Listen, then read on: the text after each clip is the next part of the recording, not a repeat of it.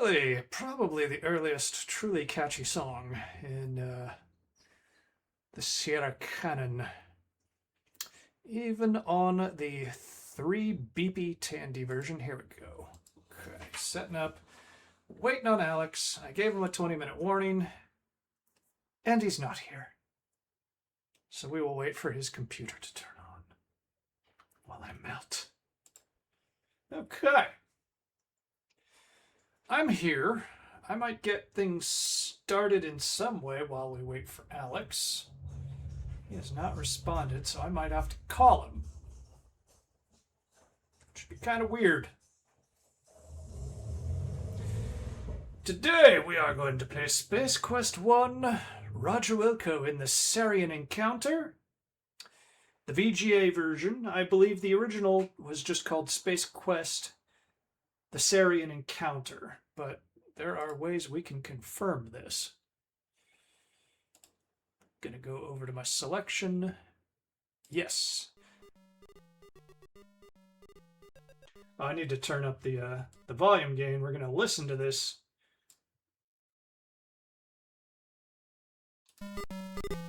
Turn that off for now.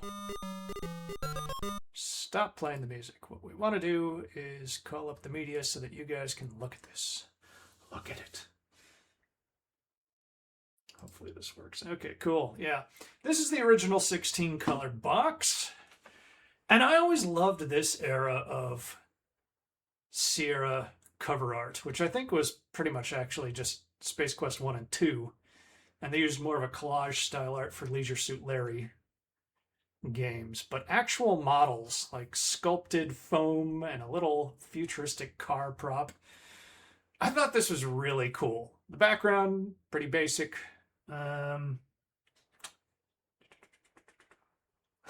You could always veto my choice since I was the only one who voted. No, I'm going to respect even just one vote. I put it to a vote. One person said anything.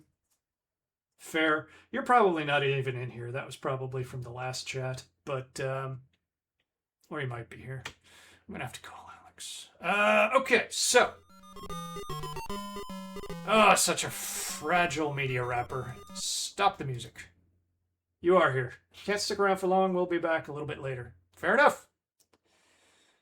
Hopefully I'm not going to have to wait for Alex for too long. I do want to point out something I've been aware of, which is Space Quest: The Lost Chapter. I never played that one. It takes place between Space Quest 2 and 3, and I think we're going to fit it in there. That said, ooh, the sound is rough. Oh, you're going now. All right. Yeah, it's going to be a soft lock. I kind of remember, and I'm trying to prep for that. We'll see you in a bit, man. All right, so here we go again. Okay, yeah, the model work, I love it. Graphics, hey, that's early Sierra. It's rough. We took a little look at that last time. See the two guys from Andromeda down here. Basic little alien makeup. Oh, they have the VGA. Yeah, okay, so sometimes the Exodus collection needs to be a little more curated. Yeah, so that's it. Old 5.5-inch floppies. This looks more like an 8-inch floppy, which interestingly I have used. My dad's tobacco factory computers used 8-inch floppies, and when I was just hanging out, after school at his factory, I would just take this giant vinyl album-sized floppy disk and practice my basic programming on his computer. I never got very good, I'll say that. Let's see. Stop the music! So they also used just photography collage work on Space Quest 2.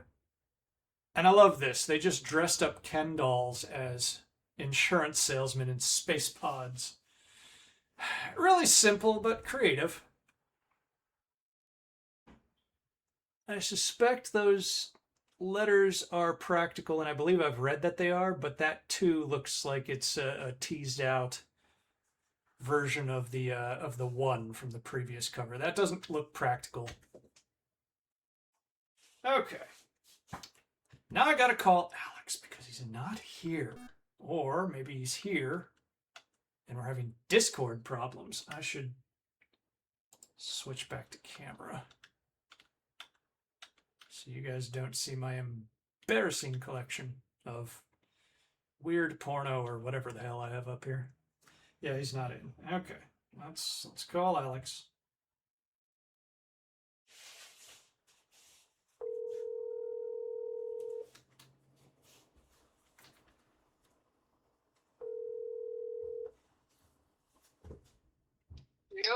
Hey, I said 2:30. Do I have to get the rubber hose?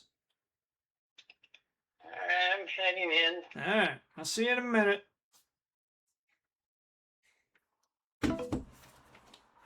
All right, sorry about that.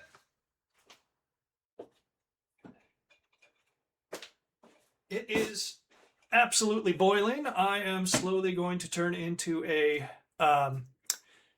sentient pile of screaming nightmare flesh. If you ever saw Spaceballs, Pizza the Hut, I think that's what I'm going to look like by the end of this.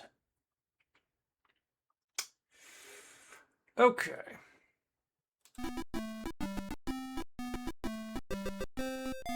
It's an interesting... You hear the Space Quest 1 original beepy theme. And like I said, for an old PC speaker, not bad. But you get to part 2. And what a difference just bringing the tone down makes.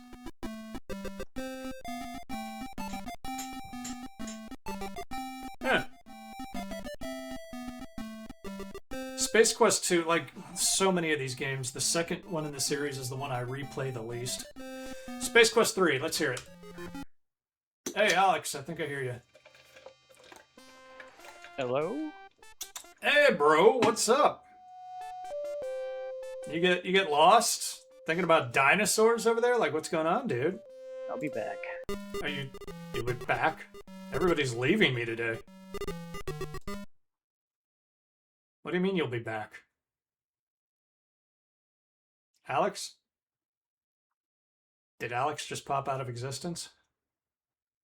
Is everybody slowly popping out of existence? All right. Well, welcome to Sierra Saturday. We're starting roughly on time because we've always started later than I want to. We will be entering the chamber momentarily when Alex comes back. For those of you who may not know, the concept of this series is that I have a millennial friend, Alex, who used to work for me at a video game store I owned in downtown Los Angeles. Each week, we put him through the paces playing classic games from before the time when interfaces were standardized and games were made a lot easier. And we watch his brain slowly melt, and we point, and we laugh, and we occasionally help him, and we learn, and we grow together as a family. It's very wholesome. Alex, you back? Yeah, I'm back. Okay. So, what do you know about the Space Quest series, Alex? Nothing. Nothing. Okay. Well, as a brief recap, very brief recap, we're going to dive in because, oh, it's so hot today. You're looking at the Space Quest series here on my screen. Space Quest 1, which had a remake, Space Quest 2, 3, 4, 5, 6, and a fan game. Oh, did you just try to join me through Parsec? Yeah. Boy. I am doing okay on the prep today, but I could do better. You are accepted. You're in. Don't touch your mouse. All right. And I'm going to go over this briefly one more time because one of my favorite things about the first 2 Space Quest games are these kind of cheesy but really charming covers where they dressed up like a toy car as a future kind of spaceship and made a practical, probably foam rubber title. So it's a little lopsided here and there. And You're touching the mouse. You're touching the mouse, and I'm angry. All right. I'm not touching the mouse. But we're going to be skipping this version, actually, because somebody was nicer to you than I would be. So we are going to go into the future. But you can see the 16-color graphics. You played 5 minutes of it last time. And these, the sequel, these are Ken dolls that were dressed up to look like insurance salesmen. But we are going to play this version.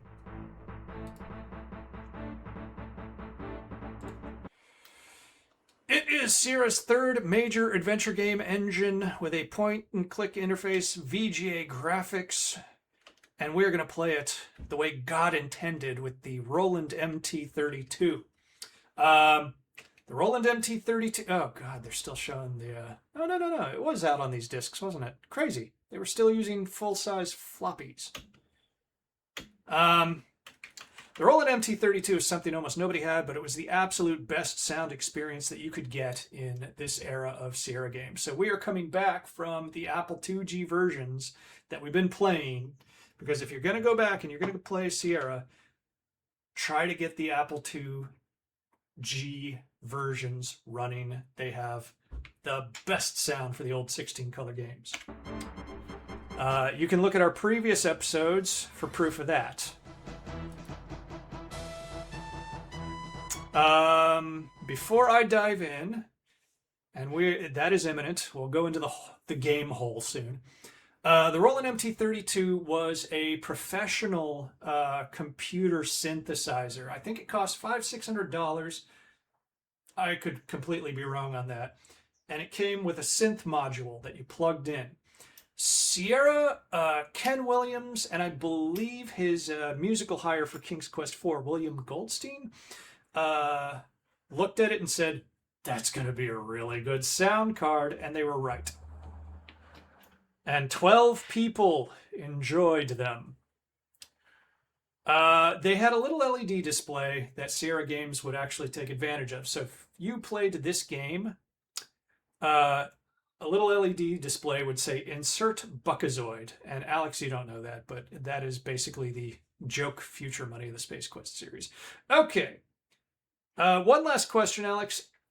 I know that we've played the AGI and SCI games. Have you played a full point-and-click interface? Yes, you have. The remakes used the interface. Okay, shut up. Don't answer that. We're playing. What? We're playing. I said we're playing. In we go. DOSBox. That's the version I tested. And the MT-32 with VGA graphics. It's very kind of you to offer me the far inferior EGA version. We will not be taking you up on that. Anybody in the chat who wishes to say so? Shit, I'm going to have to zap away from this real quick so that I got the chat up. OBS overlaid and back to the game. Hopefully I didn't boof this completely. Oh, I boofed it. Hold on a second. No, we're not going to restore a game. We're going to restart that entire thing. Okay, no tabbing away. That's going to have to be a rule. I remember how twitchy the this era Sierra game is with my computer now. Anybody in the chat who wants to complain about the volume, please do so. Oh no, my shirt is already starting to stick to me a little. We got a new AC, Alex. No. Yeah, but since we're in Long Beach where everything is like super pre-turn of the century construction, it's currently... Just tripping the fuses. Not yet, not yet. I'm sure it will, because we've already had that happen this year.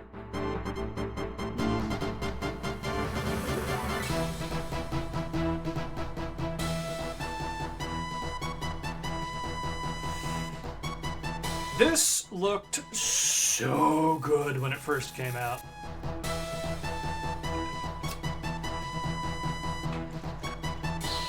Like that little digitized model, pretty freaking good.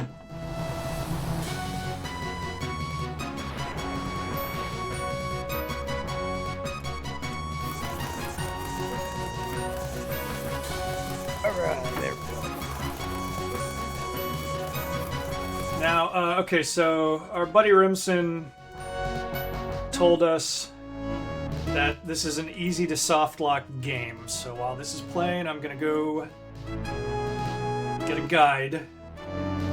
I'm gonna guarantee you, even with a guide, you're gonna be restarting once or twice.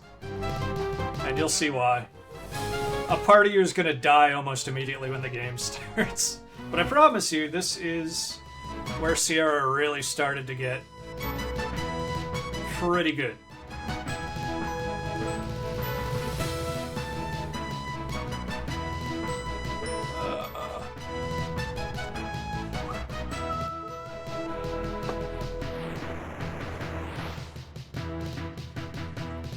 Dog is right behind me, so I don't want to roll him over with this chair.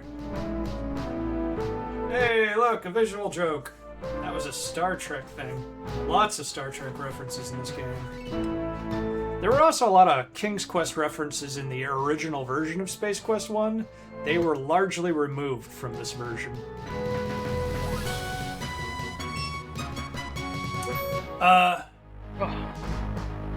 Oh, hey, story's beginning. As I discussed last time, my understanding that I haven't been able to find a second source on is that Ken Williams originally didn't think this was going to be a good game, but he gave them permission to make a demo. And then when he saw the demo, he was like, let's make this game.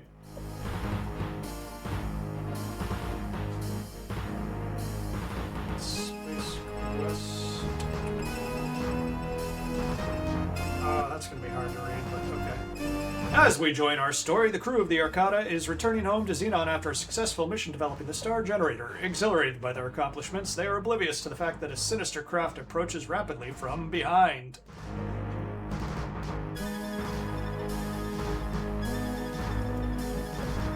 Oh no! They're mating!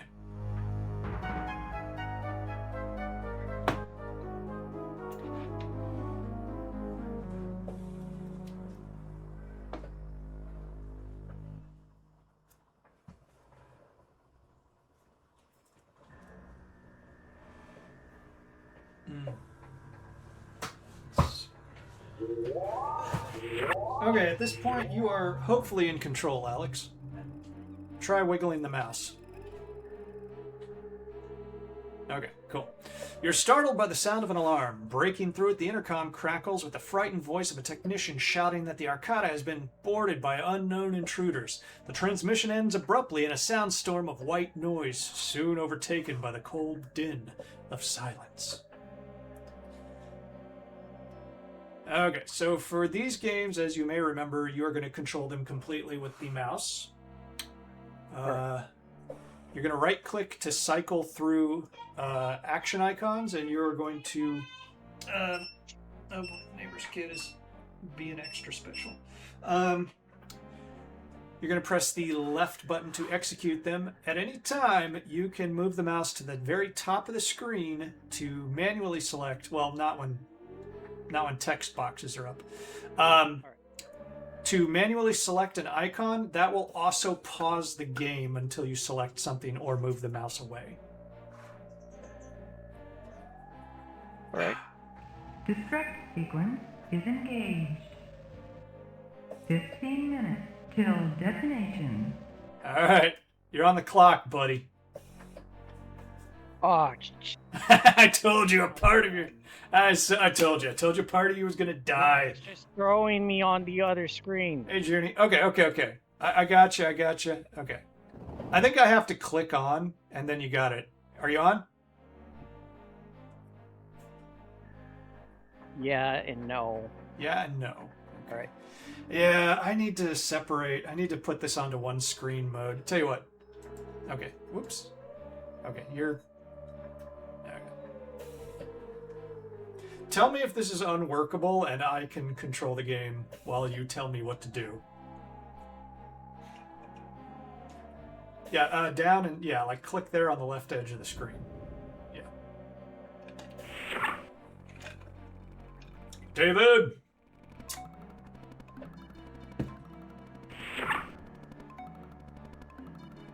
Okay, so I will say, in the interest of like this being a timed thing, I am pretty sure you need an object from elsewhere to operate in this room successfully.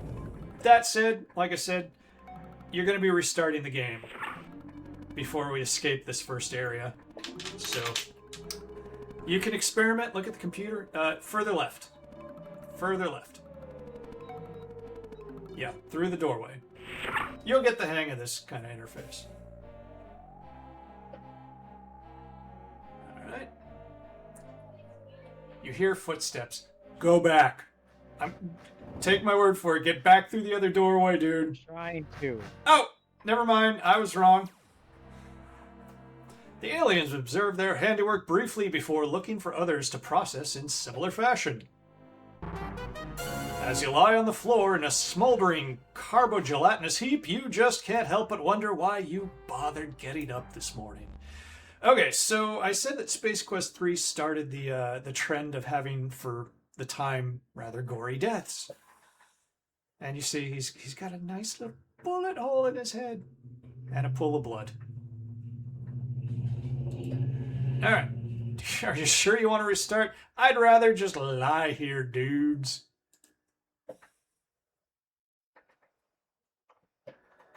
Oh, is it gonna... Okay, now it's gonna let us. Let me show you something real quick. If you're real quick, you can just look at the droid. A somewhat spastic research droid blows by in a tiz. Perhaps you could provide some relaxation therapy instruction to reduce its level of tension. Okay, we went through this. Distract sequence is engaged. 15 minutes till detonation. Okay, hold on. I am gonna...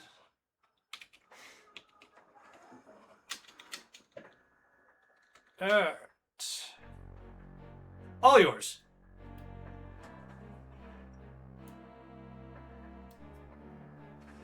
Meanwhile,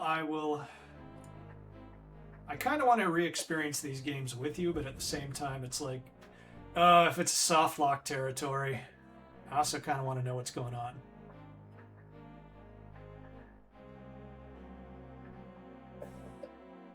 Yeah, don't move with any urgency. We didn't... Oh, this foot massager is doing it. I can do so much. Okay, so what's the issue? It's throwing me to the other screen. Okay, tell you what. Why don't you spectate, and you tell me what you want to do, okay? I think I know a way to fix this, but I am not. You hear footsteps. Okay, well, I'm going to guide you into this elevator so that you avoid that.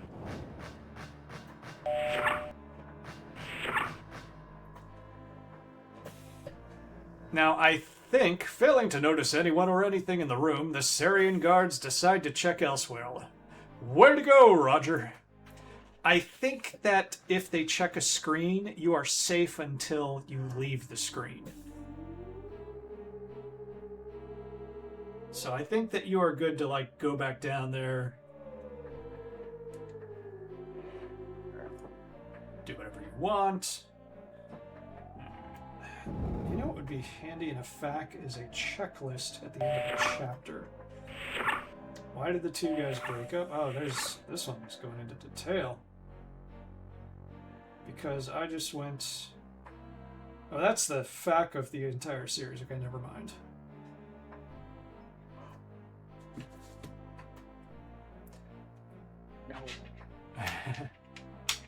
I will tell you, take your time and enjoy. This is a very funny game. There's a lot of writing.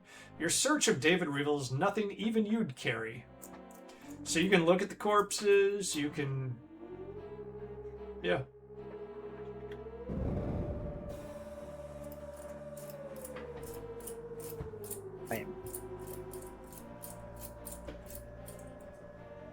Your search of Blanche reveals nothing even you'd carry.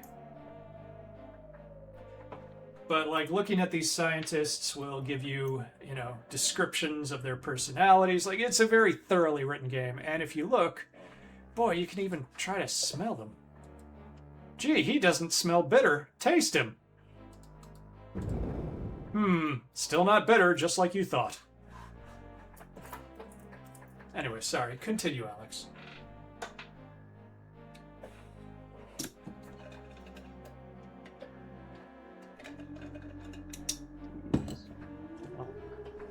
Okay. I must continue searching for doing this. Okay. If you wish to switch to you telling me what to do, we can do that. Oh no!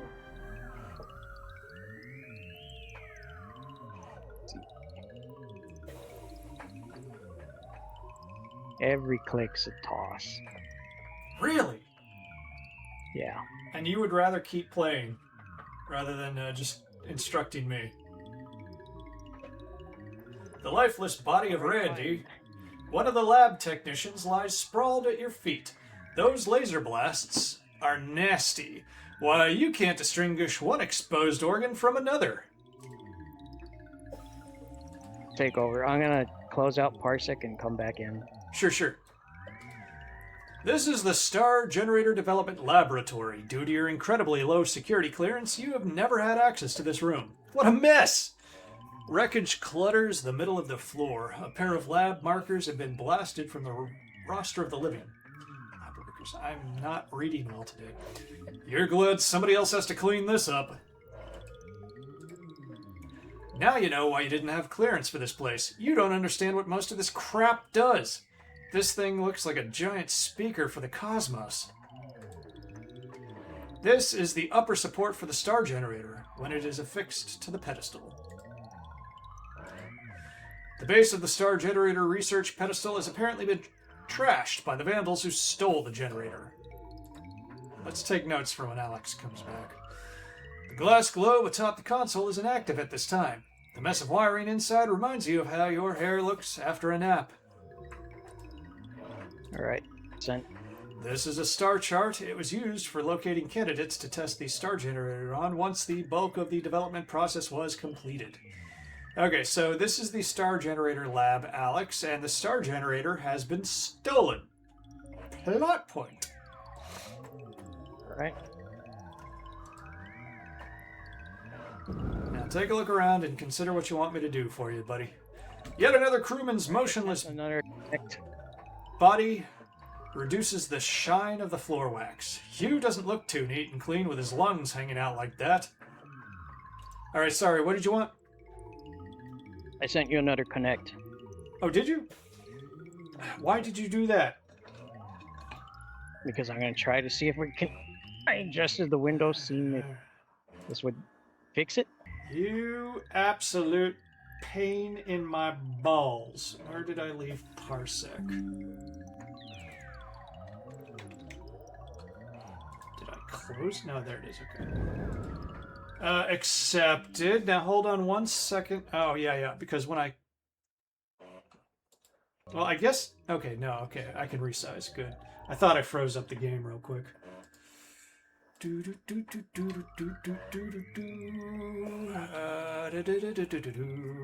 Resize. Give it a second. There we go. Okay, Alex. All yours. Give it a shot. Let's see. Hopefully this works. No, it doesn't. All right, take over. Okay. What do you want to do? All right. You already viewed that broken bottom. The control system that he's facing at? Yeah, I looked at that. This thing looks like it came off the front end of an old Studebaker, or maybe the Batmobile. Anyway, it appears non-functional at this time. It was probably damaged in the heist. Okay, so that's actually a slightly different check, hotspot. Because this, the glass globe atop the console is inactive at this time. The mess of wiring inside reminds you of how your hair looks after a nap. So I'm going to tell you there's something very conspicuous. This is the upper support for the star generator.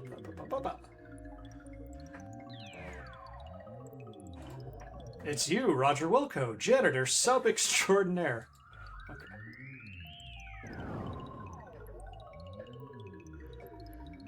Is something Is something extra colorful catching your eye? Yeah, a little blinky thingy. Ooh. You find a small but heavy device affixed to the base of the star generator platform. It appears to be magnetic. That must be how the aliens upset the force field protecting the unit. Can we touch? Took it.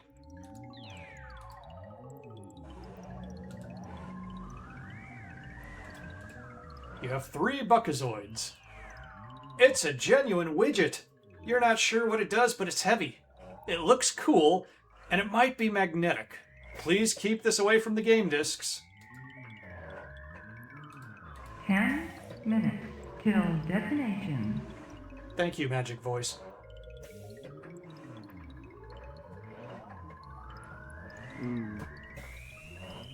I guess that's all we can do. Get out. Well, I'm going to override you and say, like, probably nothing, but why don't we search these bodies? Your search of the body reveals nothing. All right. Yeah, okay. Nothing.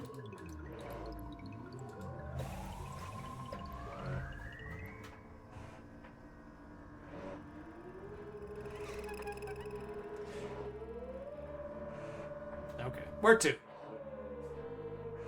Let's go. Upstairs? Yeah, definitely. Yeah.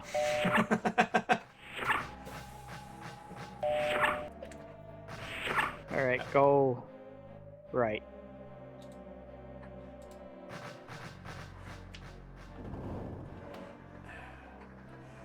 Ooh, my back has been super stiff this weekend.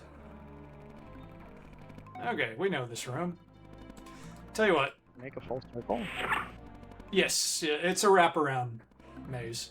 Not a maze, but you know. Alright. This is the data cartridge retrieval system. Oh dear. Yeah, I was correct. We're not doing that.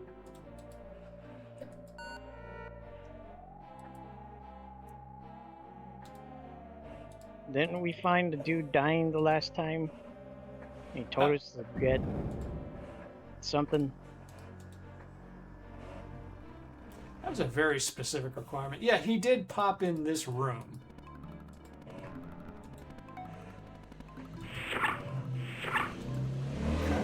I don't know what triggers him. Oh, there we go. The door opens. A man you recognize as one of the head lab scientists stumbles into the room. He appears to be in serious need of some Abdo-Seal abdomen filler. He appears to be having a jolly romp like a satyr in the woods. After only a few steps, he hits the floor with a disconcerting thud. Twink. He does some light yoga.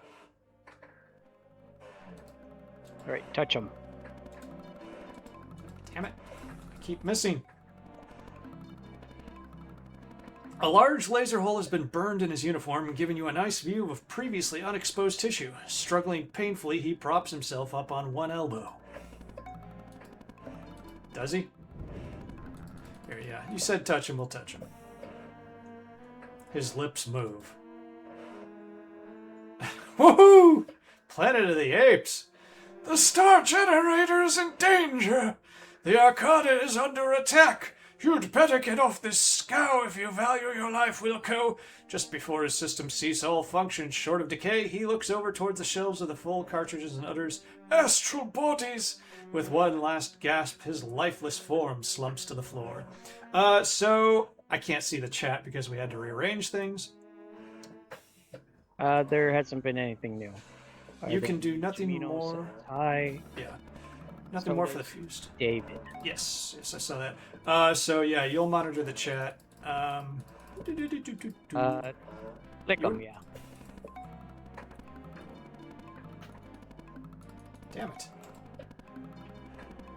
His audible forms of communication will be limited to what he can convey through the venting of bodily gases. Ooh, okay. Time out. I have heard tales of med school students who quit after, like, a corpse moans or belches during transit. So, yeah, that can happen. Or farting. A corpse can fart, apparently. He didn't smell all that great when he was alive. You wouldn't want to do that. Trust me. Okay. Should we... Let's find whatever the astral bodies. Oh, do you want to stay in here and see if we can mess around with the computer some more? Or... How many minutes we had left? 6? like, yeah, 7. These buttons don't seem to be functioning properly.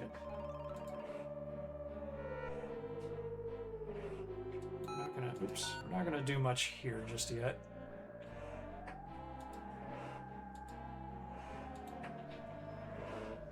I feel like there was something... vague memory of being able to reach over and... oh, I think maybe a keycard pops out somewhere. My gut memory says that the answer is somewhere else. So back to downstairs? Okay. Left or right? Let's go left. I think that elevator's just right there.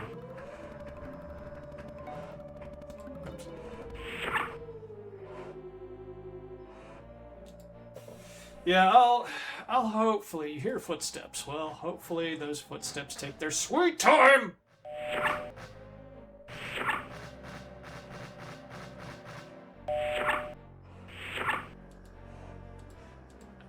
You know what? I'm gonna spoil you on something. Because there's one thing I remember. Oh, you gotta touch the far edge of the screen. This guy. It's all that remains of Jerry, one of the few techno dudes aboard who sometimes tolerated your company. Your low clearance excluded you from visiting him during the performance of his duties in the elegant lower-level airlock of the Arcana.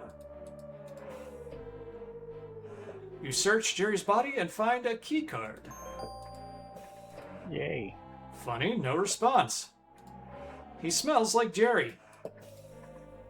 I don't think you really want to taste Jerry, but then, who knows?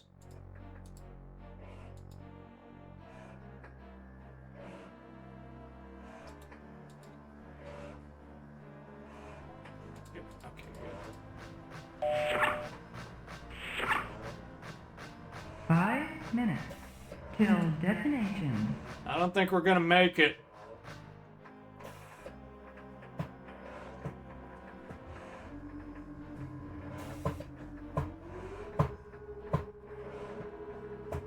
Oh, neat.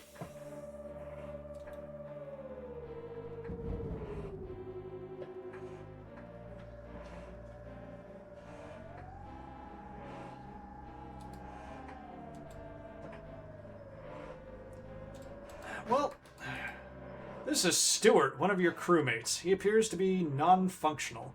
You used to kid him about it when he was alive, but now it's true.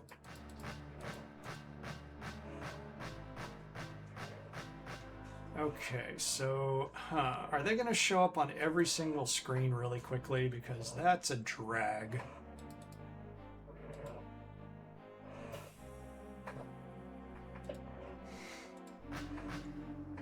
You frisk the scorched body. Other than carbonized materials, your search reveals nothing. Boy, I hope this isn't becoming a new hobby. It's an adventure game. Yeah, it's a hobby. Wait till you get to Quest for Glory. You think it sucks now, narrator? Wait for Quest for Glory. Let's see if we can make it across the screen. 4 minutes till detonation. The pressure is on. This is another hallway aboard the Arcata. There's an elevator door nearby. Okay, so you remember that Jerry's keycard was to the lower level airlock. Yeah. This is an elevator to one of the lower levels. So I'm gonna guess. Oh, never mind.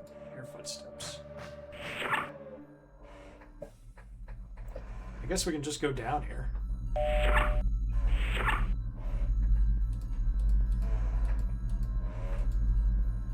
This monitor gives a readout about the ship's status. Only the lab scientist really knew exactly what it monitored. Some sort of wiring harness. He never cared much for electrical hardware. A pair of viewing ports protrude from the materials testing device.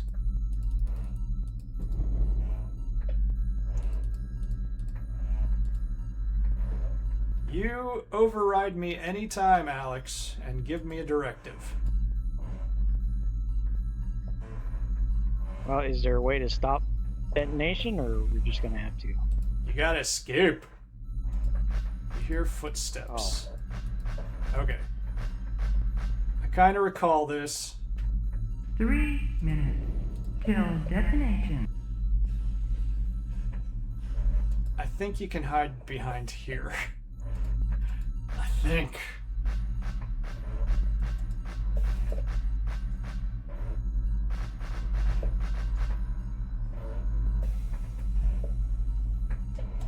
Okay. On the screen is some sort of green dude you've never seen the likes of. He seems to be talking, but the audio is out in this area of the ship. The architects must have been low on oxygen when they came up with the design scheme for this compartment. It's a giant tribute to an ancient but still functional control device. Joystick! I didn't see it until it said, so that's just a big red button. Sorry, it's just an incredible facsimile and not capable of functioning.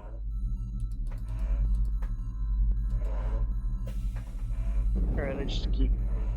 Oh, it's a mouse and joystick. Yep. I saw the mouse immediately, but yeah.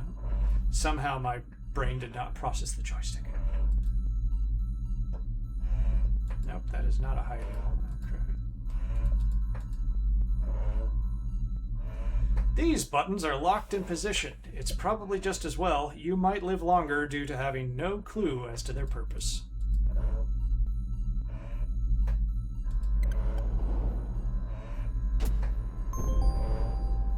Two minutes till detonation. You always meant to ask one of the technicians what this thing is. However, you procrastinated a bit too long in this case. It's either an ocean in a bottle or a model of your stomach as the deadline draws near. This looks like something out of a Boris Karloff movie. Cute. Oh, yeah, now I see a keycard slot. This elevator requires a keycard to enter. Told you.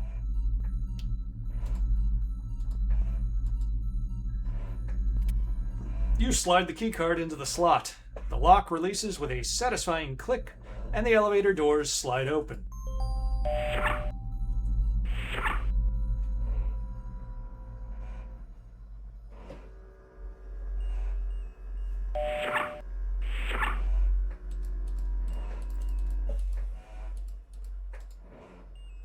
Okay, that's a Star Trek control panel. The control panel has many confusing gauges on it. The only one you can read says, "Caution! Launch bay decompressed." There are no controls on this panel. It is populated only by gauges and readouts.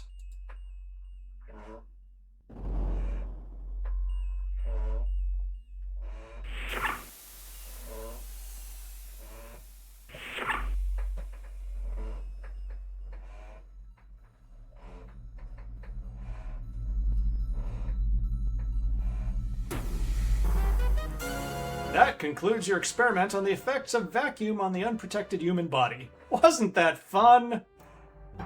That is, like, some of these are just genuinely kind of mildly grotesque and off-putting.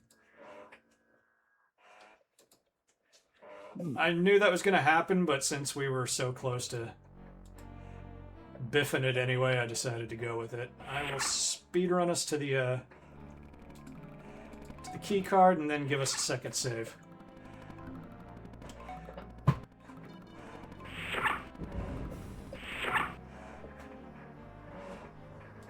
I do hope we get off the Arcata with a little time to spare today. You hear footsteps. They're so scary. Run, run, run, run! Okay. Sorry, Jerry. Oh, so, hey, everybody. I wrote it in the description that I posted on the one social media thing. We will be occasionally joined from now on by another friend, Arthur, who is a professional voice actor.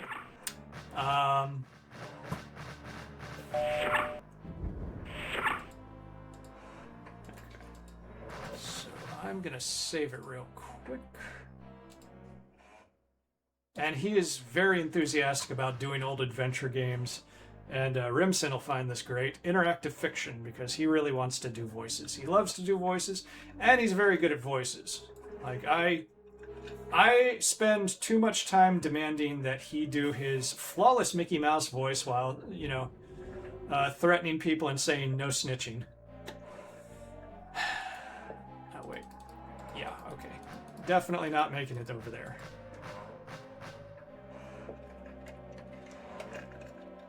Tell you what, let's make it a little easier on ourselves. I've shown you the zippy. Let's hope this is one of the games where only you go faster and not the rest of the game. This will make things a little less tight.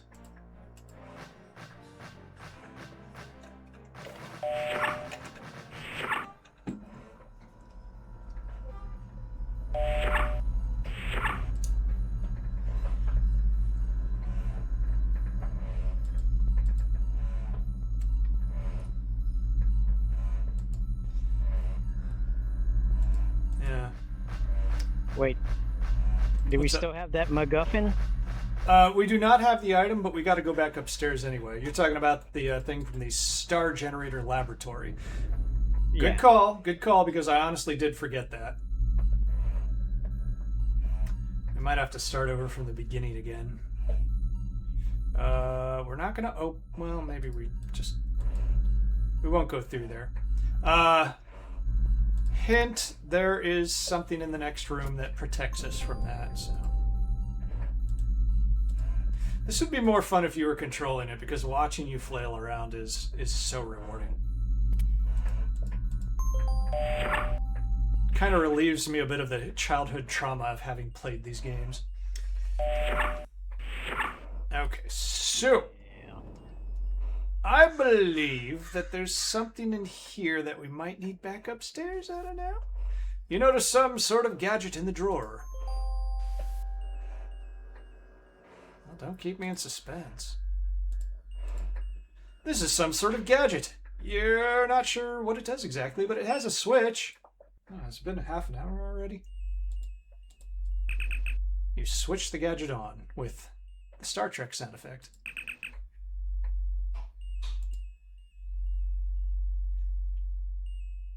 Okay, I'm not sure that this little trip was actually all that important.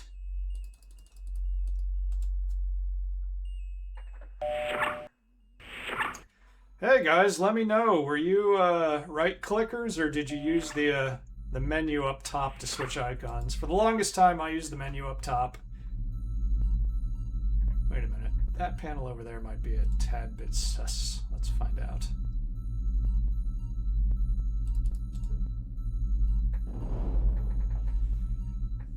Okay, personal status, not pouring sweat just yet. None of these buttons are operational at this time.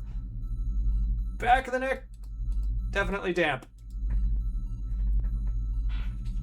I pulled out this fan, but you have to run it for a while before it realizes it's a fan and turns on. You're an electrician, Alex. What do you think that means? What? Well, that fan is currently on, and it's not running. Okay. Sometimes it will sit there for hours before it goes like, hey, I turn on, I'm a fan.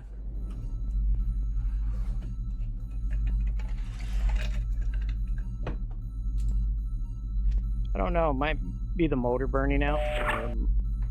Picking up. We're talking about a ceiling fan, right? No. It's a large stand-up fan. Just not large, but it's like, I don't know, maybe a foot tall, maybe a bit more.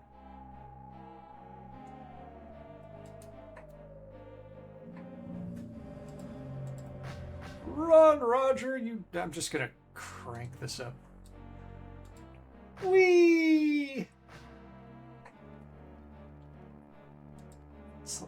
Looks like my cat when it gets catnip.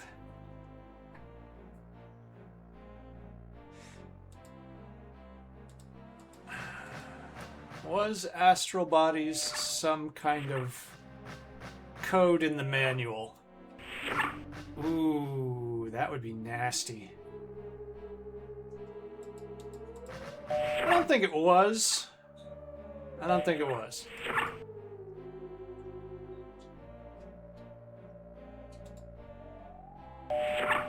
I'm just going through to see if there's anything I didn't notice. 10 minutes.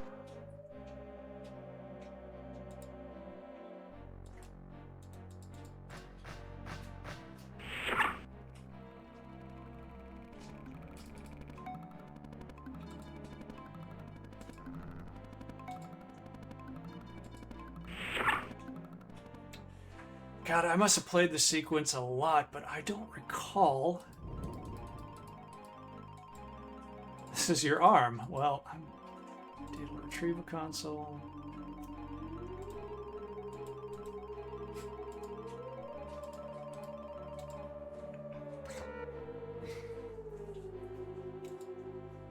You're disconnected from Parsec, I take it. No, I'm watching. Well, I mean, did you disconnect from Parsec? Yes, I disconnected, then I reconnected.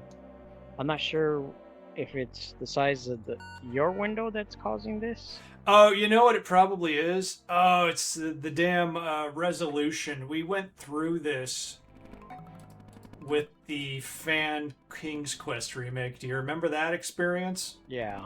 In Soul Crushing... Oh, right, this guy. Astral bodies, I get it. But you're still connected. Yeah.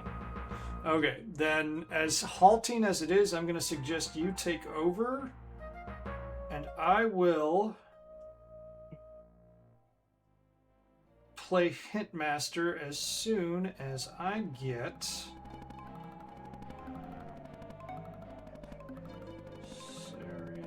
As soon as I find the proper FAQ.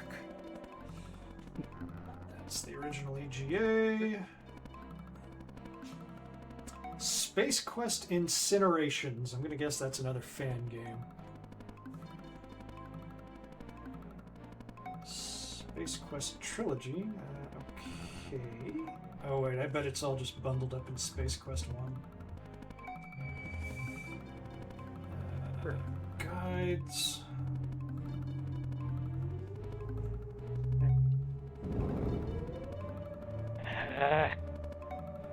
I'm sorry, dude.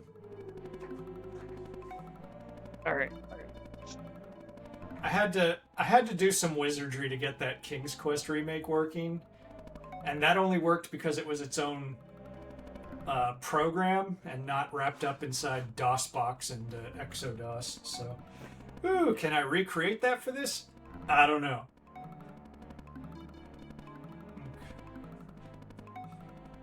Are you stuck? No. Turn that off. Cursor, dead body, electronic key card, go right, armed, floor, elevator. That, or I'm gonna have to start using one screen. I don't think it's the multi-screen setup. I think your cursor is treating this as if it's like just in a small corner of your window. I'm not sure that's the technical issue, but I think it is. This, put that in.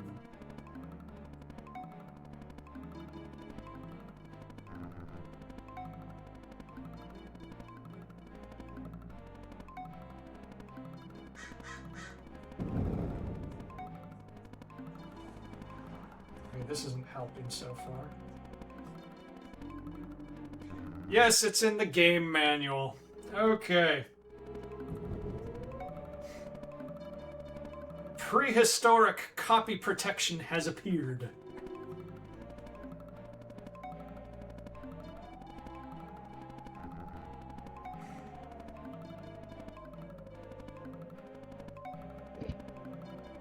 I swore I was going to get reading glasses this weekend, and I did not. Okay, got it. So he should actually say something random. Did you catch if he said astral bodies?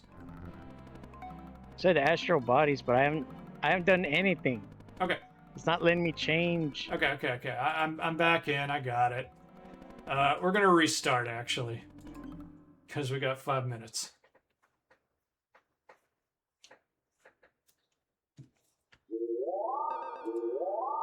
We're gonna goose Roger here. We're gonna loop the sound effect.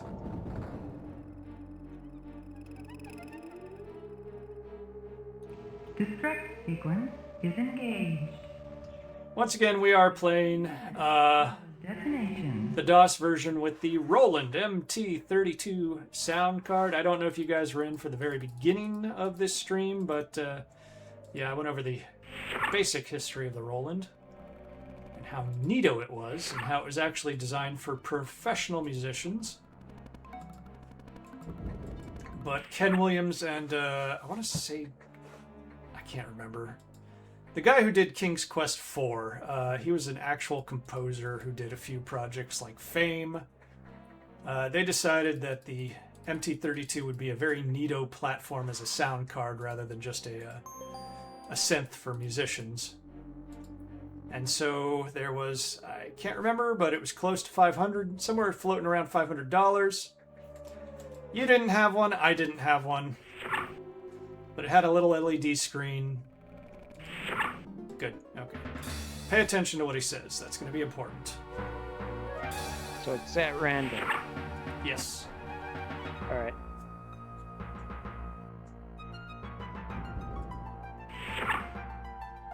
And we will save it now.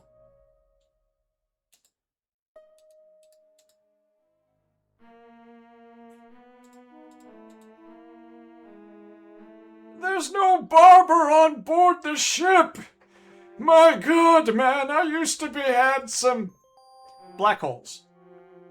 Black holes. Black holes. I'm not gonna do that. I'm gonna be a good boy, no singing. Okay, black holes is... yeah?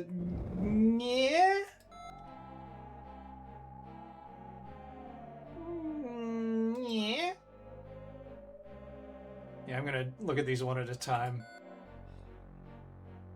And... yeah. Cartridge found, now retrieving.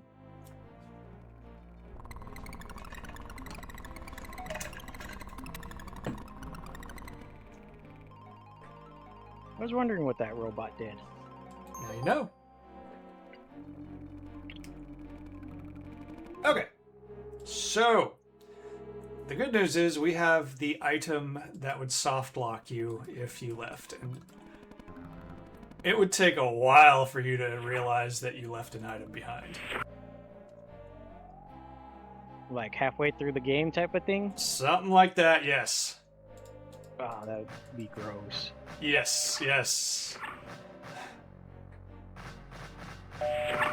It was the early days of gaming, and games today are too easy, but there are certain artifacts like that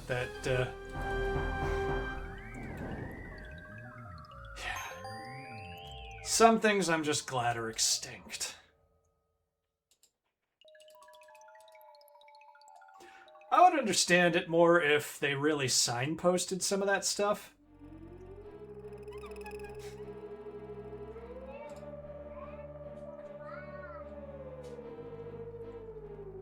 Yeah, the last game that I know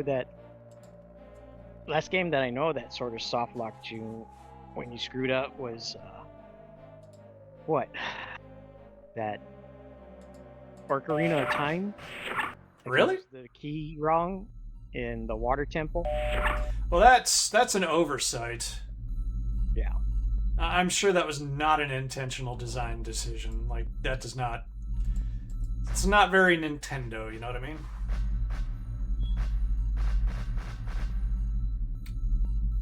Speaking of which, I watched a pretty interesting video the other day by the channel How Money Works about how the video game industry is kind of screwing itself on those live service games, including your precious Fortnite. Although Fortnite is not part of the screw, it's part of the inspiration for other companies to go like, hey, we can get in on this action. And I don't really think Nintendo is deep in on that. I've got stocks in just two game companies, Sony and Nintendo.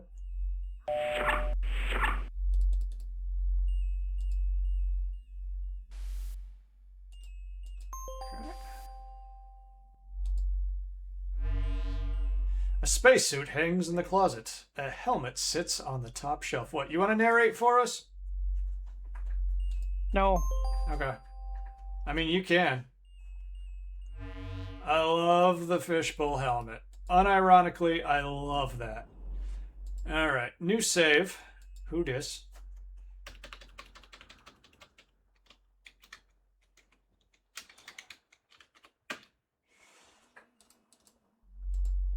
Because who knows? I am going to escape this bad boy. And I'm going to hand it over to you while I go over... Oh, wait. Damn it. Don't get it. I don't want... I wanted to fall off the thing. I want to play with the deaths.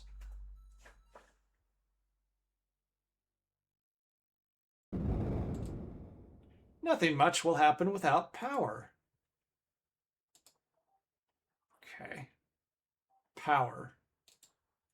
You don't need that right now.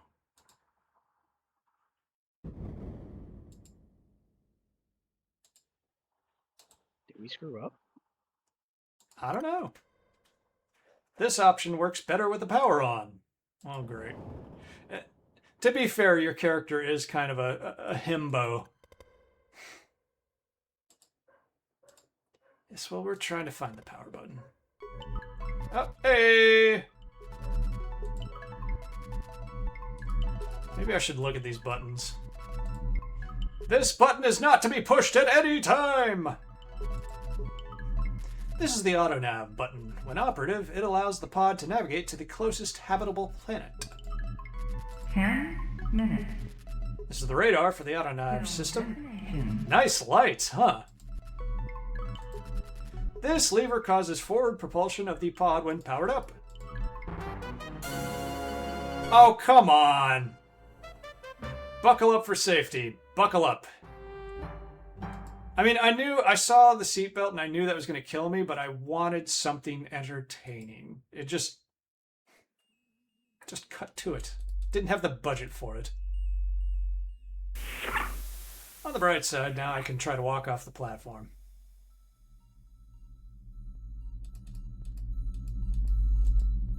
Yep. Classic. Does that artificial gravity do the job or what? I like the little twisty legs on top of the blood splatter.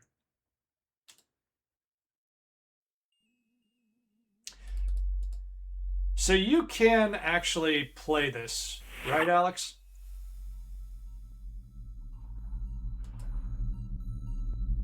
Alex? Alex, does your family have to resuscitate you again? I'm alone again.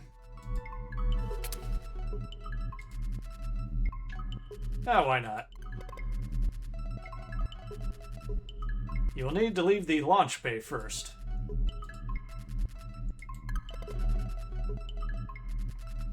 This option works only when clear of the Arcata. Alex, hey. Yeah. I'm alive. Okay. As you slide the throttle forward, you can feel the Arcata start to shake. You left, and I was so alone. Ah, you know what? Blow it up early. Who cares?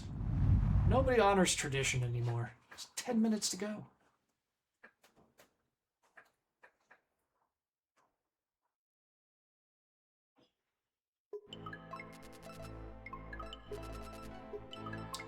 Okay. The window allows you an unrestricted view of the vast nothingness of space. Alright, screw it. Pressing the do not press button. You have a feeling you shouldn't have pressed that button.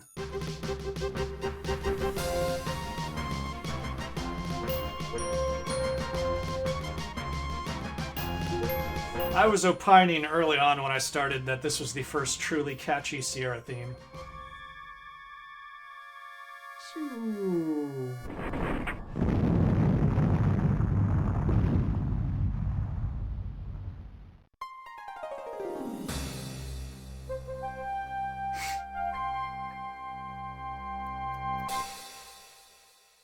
Ouch! I think we've got some serious organ damage here.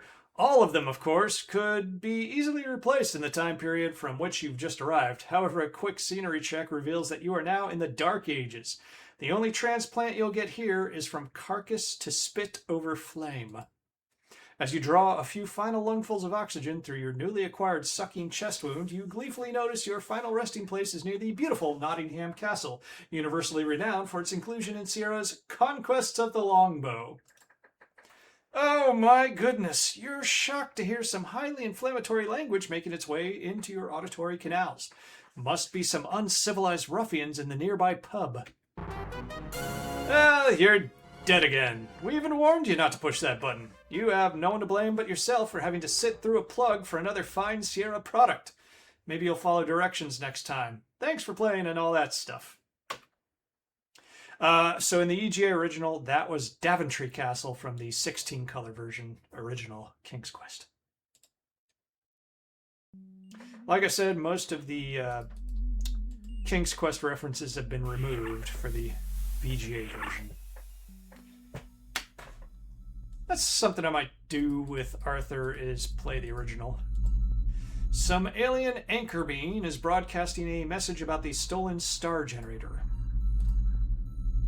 Let's take a look at this. A giant silver pill-shaped pod sits poised to fire, much like a bullet in the chamber of an ancient pistol. These powerful Pyron wheeze pump drives propel the pod. Okay, Alex, why don't you take over? If you look at your overhead panel right in front of your eyeballs and press the right button, that will be your power button. Yeah, I know it's going to be annoying, but sorry, I need to do a checklist real quick to make sure we got everything. Old man cartridges dies.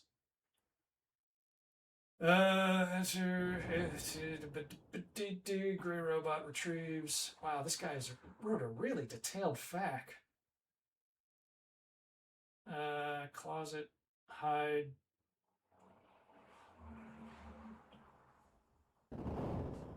Hold on one second. Let me do a check here. Okay, we got. Hold on. All right. Okay, that was the widget from the thing. Okay, got it. Okay, continue. Let's see. The widget.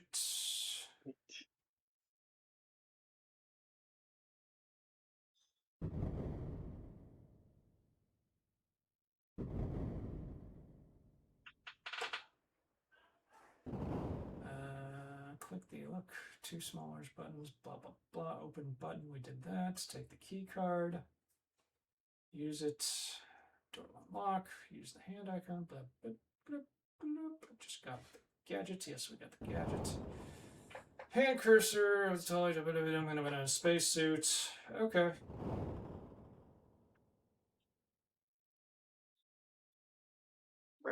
Okay, looks like we're pretty good. You're having trouble even just clicking that, huh? Yeah.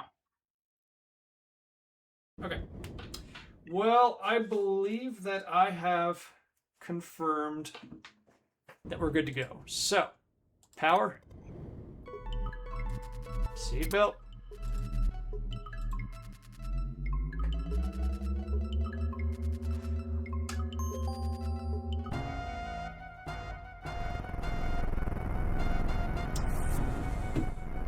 Did I leave a soda can? Ah, damn it.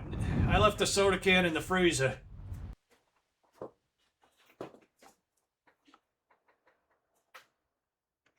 Yeah, Arthur and I are likely going to be playing interactive fiction and other stuff on Fridays around 11 a.m. because Arthur's schedule is screwed. So we might pre-record.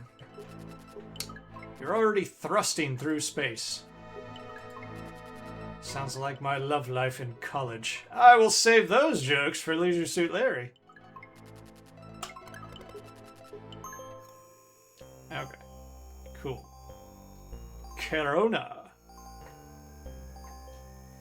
I may actually join you if my sleeping schedule sticks to what it is. Yeah, give it a shot. Love to have you, man. Like, part of the fun of this is you experiencing these games for the first time. In a way, you're like the child I never had.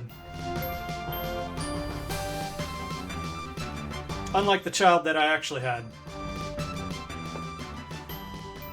In theory. You mean Sota? Sota. Man! I'll tell you, I think Sota actually got me into one of the best relationships I ever had. That kid, man, he had game. That was weird. Okay, thank you for flying Arcata Getaway Pod Lines. It's been a pleasure serving you. Tell a friend if you've got one. Okay. Now, at this point, we're under less of a time limit, so what we're going to do is I'm going to get more passive and let you direct more of the action. All right.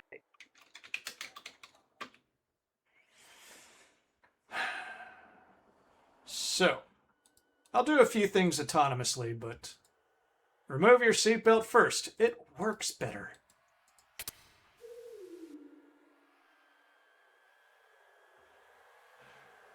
Now you gotta check pants, see if you didn't shit yourself.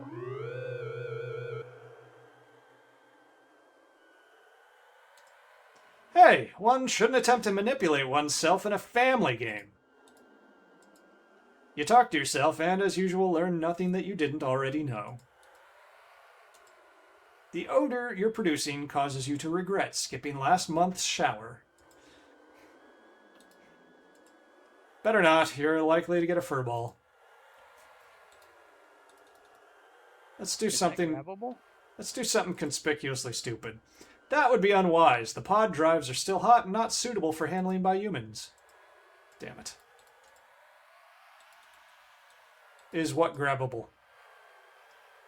Your sense of the ridiculous keeps you from walking off the edge and falling to certain death on the treacherous rocks below. Ooh, that was close. There's something in the doorway. The doorway. Oh, Alex, good eye. The rugged landing liberated the survival kit from its mounting fixture. You might as well take that hunk of glass with you. Ooh, Alex intuited what that was. You're such a smart little cookie. I'll take the liberty of looking at the survival kit. Survival kit.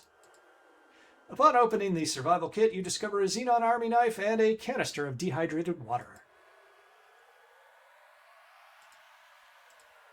The can label reads, Pelvatron Dehydrated Water, H2. All you add is air, makes 10 gallons. Caution, do not attempt to open or rupture container. Misuse could result in personal injury and or flash flooding. It's that highly reflective piece of broken cockpit glass. It's a Xenon army knife. Alright, where to, Skipper?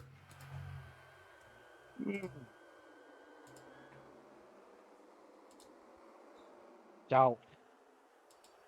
Direction Sud. See, this game does give you some warnings. Remember the original we played where the guys just popped out and shot you? Yeah. Yeah.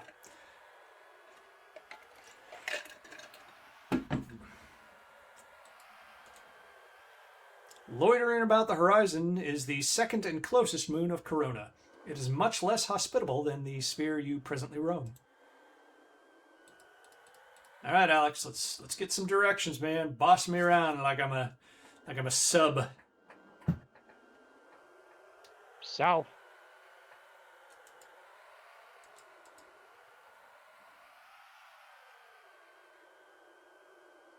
West.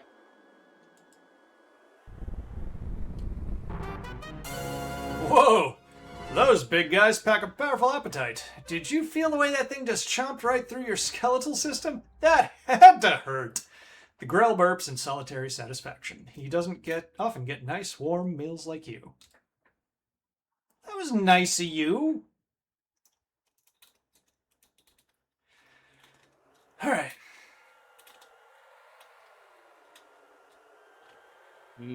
Let's go east.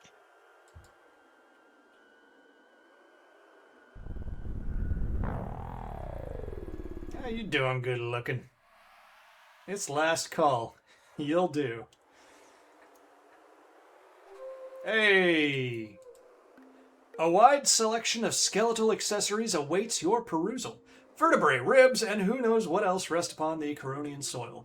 The average height of this structure looks to be at least 7 meters. Good thing you didn't meet this thing in its heyday. Lick it. Will do. While it might make one heck of a great soup bone, it bears no other appeal to your palate. Touch. The bones, though utterly dehydrated, still bear too much mass for the puny likes of you to displace. Alright, well. Walk around it, I guess. Which direction? Which direction, Batman?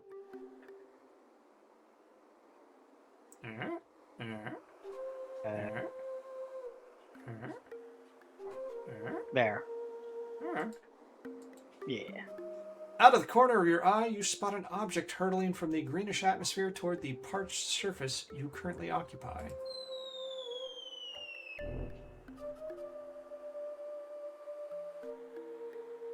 Rats! If the eyes don't deceive, that's a Sarian spider droid. They must have detected the escape pod leaving the Arcana. The spider droid must have been sent along to settle any unfinished business. After the jarring impact, small panels open through which legs sprout. You recall reading in an old issue of Space Piston magazine that this droid was designed to seek out organic life forms and self-destruct when close proximity to the target has been achieved. Alright. Yep. I will once again act with slightly more autonomy.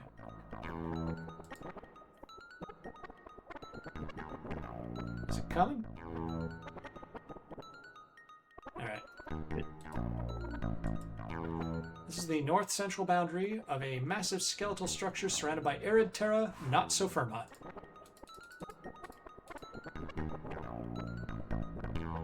Well, okay, there's only one real direction to go, so once again. Yeah.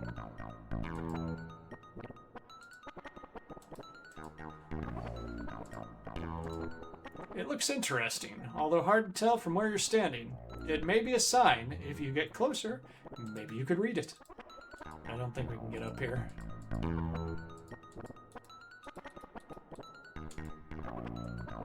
Alright, where to? Let's try entering in that hole. Always with you in the holes, Alex. Erosion has drilled a small hole into the side of this section of Urbara. What could be in there? You don't have much time for that. You're much too busy running for your life currently. Alright, Alex, start thinking, buddy.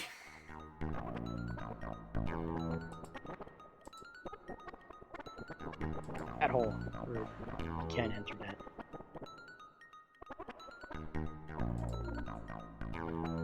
Oh, I remember this screen.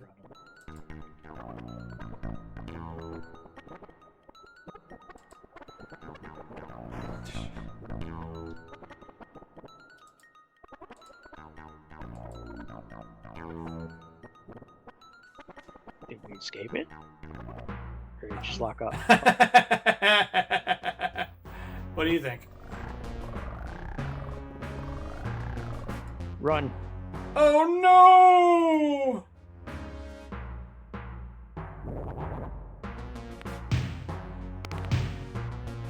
Orat has transformed you into a new piece of recreational equipment. Along with finding this treatment extremely rude, you don't survive it.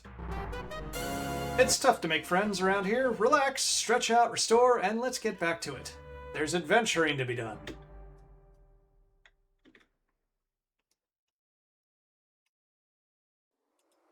Alright, I'll head back in.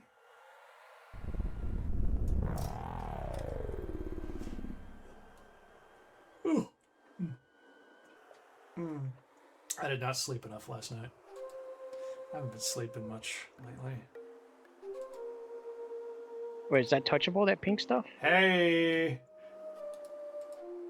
Oddly enough, a plant grows in isolated spots in this inhospitable environment. And yes, I know you're going to want to touch it. You snag a small cluster of leaves from the gooey plant.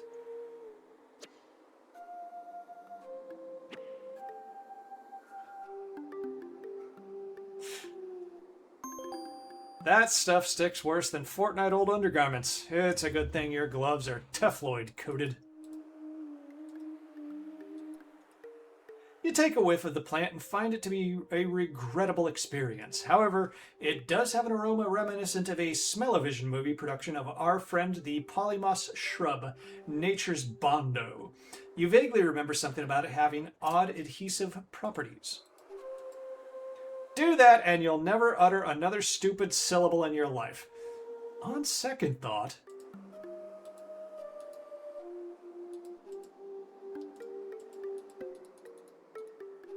Okay, I think that might be worth a save, don't you?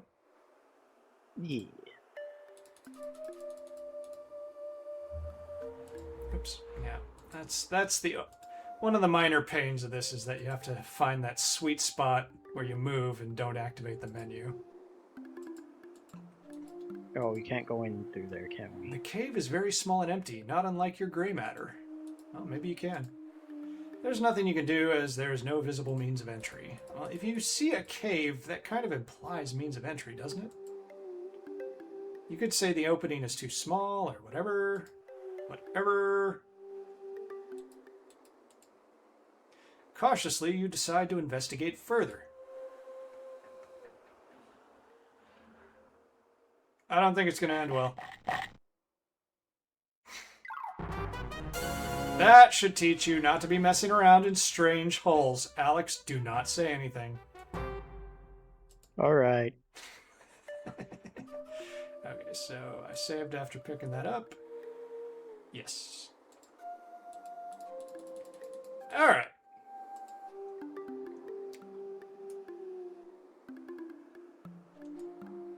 Oops.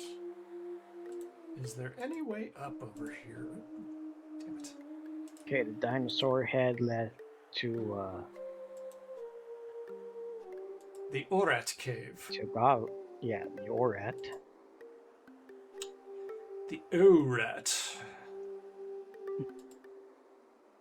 Orat. Aha! These foreclaws were once razor sharp, but the forces of the elements have reduced them to oversized blunt toenails. It's a good thing you didn't come here in an earlier time. These things would have torn you a new one. So we can try to figure out the Orat, or we can go up onto this spine. Upon a very narrow width of Coronian soil, able to resist erosion through the eons, rests the skeletal remains of this mammoth has-been.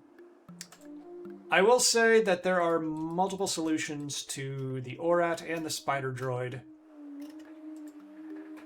I'm not sure if one of them soft locks you. Out of the corner of your eye, you spot an object hurtling from the greenish atmosphere toward the... Yeah, we did this. Neat, it'll show up in random places.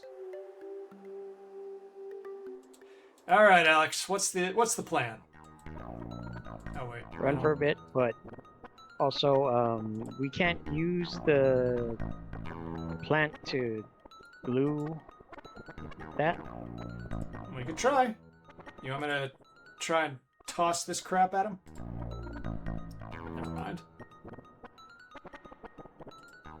Yeah, we should try to glue him if it comes near.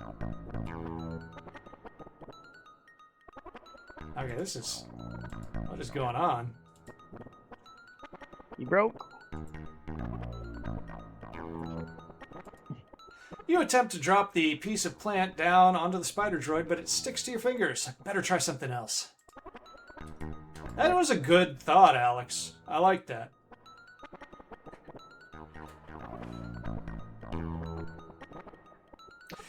So again, there's two directions we can go. Back to the Orat Cave or onto this spine.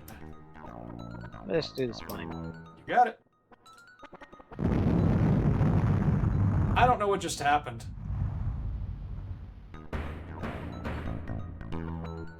Did we die?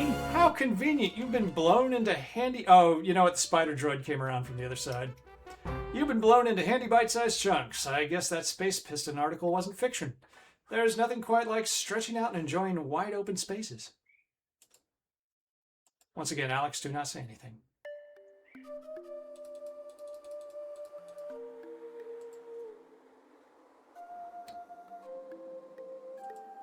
Okay, we didn't get anything after that, so we will go explore the spine.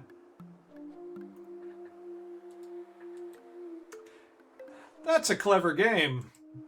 It couldn't get to you, so it went around.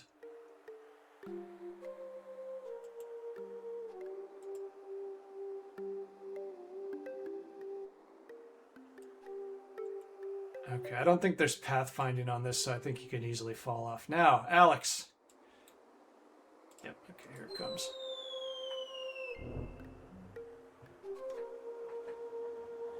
Do you remember the 3 doors in King's Quest 2? Yeah. Do you remember how that bridge made me, like, shit-ass paranoid? Yeah. Yeah. I know that's a one-way bridge. I'd say that the widening of those cracks is an excellent indication that this thing is not a truly stable unit. And don't you hate the way it makes your brain bounce around like a handball in all that spare cranial space?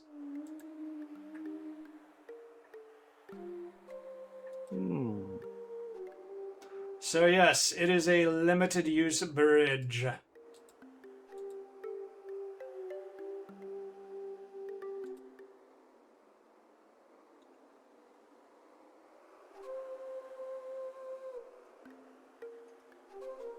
All right. Let's see.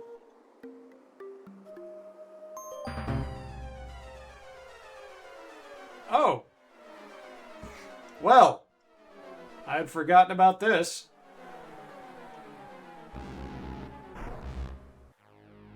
Hey, what's the deal here? That elevator doesn't lower, it sucks. It looks like your standard run-of-the-mill pneumatic transport. This particular model only descends, however, and it's not a pleasant ride. Just touch that thing.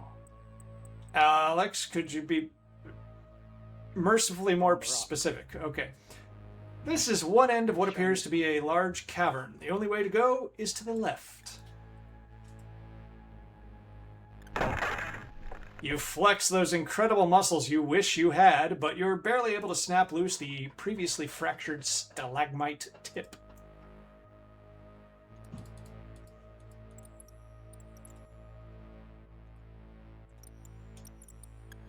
So we can't take the pink goo?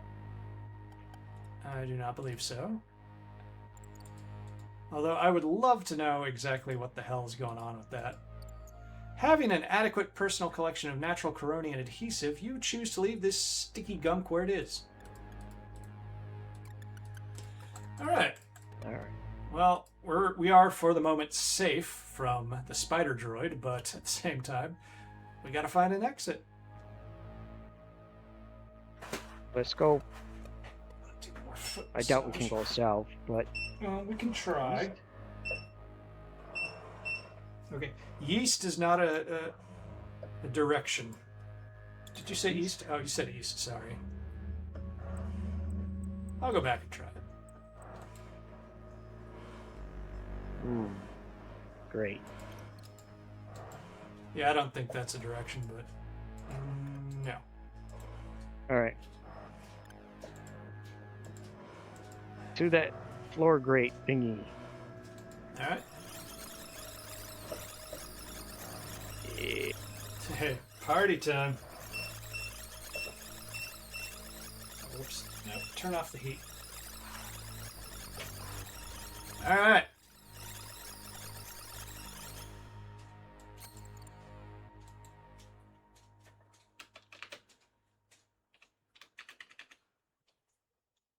It's just like in one of my late night Japanese animes. That's enough out of you. It's a great monster. I bet he's lonely and just wants to be your friend. I remember the solution to this one. Same plot too. Alex, behave. Save the dirty talk for Leisure Suit Larry. That'll be after this.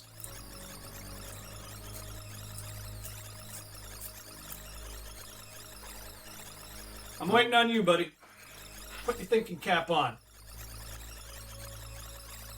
Yell at it. See what it says. Let's talk. No? Nothing? No likey. It smells great. Sierra!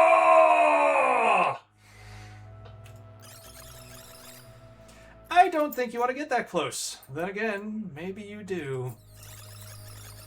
I mean, once again, you gotta play with deaths in a Sierra game.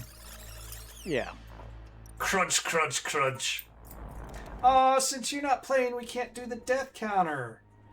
You've been snatched out of existence by the tentacle beast lurking beneath the grate. You feel the painful sting of digestive fluids. Don't stop now. We're having so much fun watching you.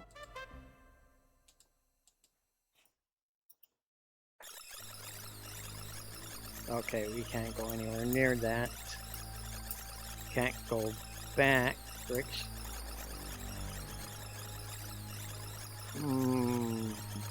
What are our items? Ah, very good, Alex. You are learning the Sierra way. The cartridge, the widget thing. No, that's a key card. We're probably never gonna have a use for that again. Some device. Yeah. I bet it's a translator. Survival kit, which we opened. This is Xenon survival knife. Dehydrated water, sharp glass, stalagmite tip, buckazoids, magnetic widget, sticky goo.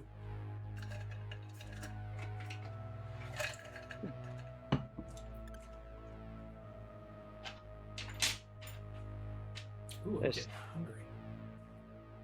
Let's knife it. Okay. No, wait. Yeah, sure. No. Yeah. You might be able to cut off one head, but meanwhile the others would be turning you into fresh ground turkey. I do love it when games anticipate like an incorrect item use and customize text for it. Shiny glass. Shiny glass. Well, why not use one sharp object where another one failed? Maybe you should have kept that after all.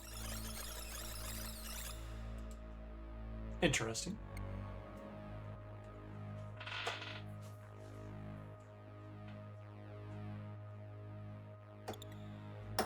I doubt we can use the tree. The tree? The little sticky tree thing. Oh, do you want to? Yeah. Yeah, sure, why not? Give everything a try. Why would sticky goo not work on tentacles? What's your logic? That seems like one of the most obvious damn things to me. It's a great monster at the moment. He's stuck on something. Fortunately, not you.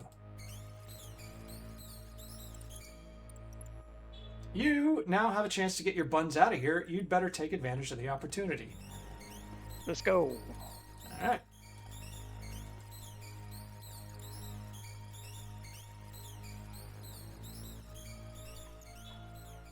Like, that's one of those puzzles I figured out on my own. Because it's like, oh yeah, goo. Tentacles with wide, flappy things. Alright.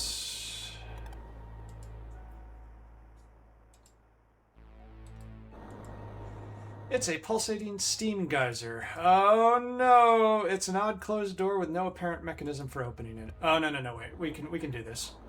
At first I thought we needed a rock from the surface. I thought I turned my foot massager back on, but nothing is going on down here. Did we shove the cone inside that hole?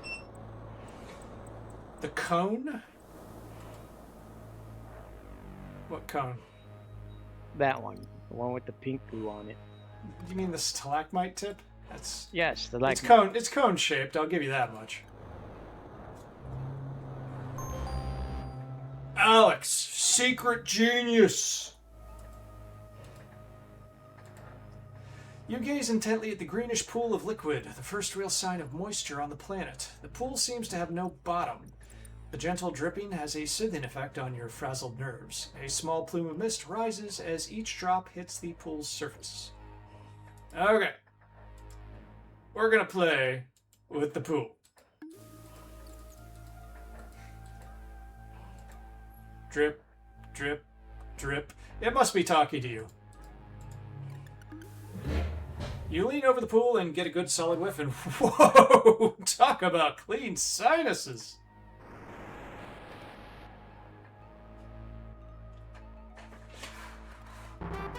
That's right, you have no head.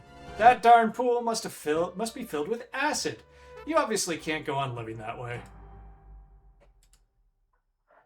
You walked up to that or you tasted it? I smelled it. Ah. Now we're gonna taste it. You lean over to drink from the tempting pool of liquid. As your lips touch the fluid, you feel a pain which could be likened to kissing a lit rocket nozzle. Now, you know what they mean when they say, don't drink the water. And same thing. Now we touch the stove, because when this happened originally, holy crap, I was delighted.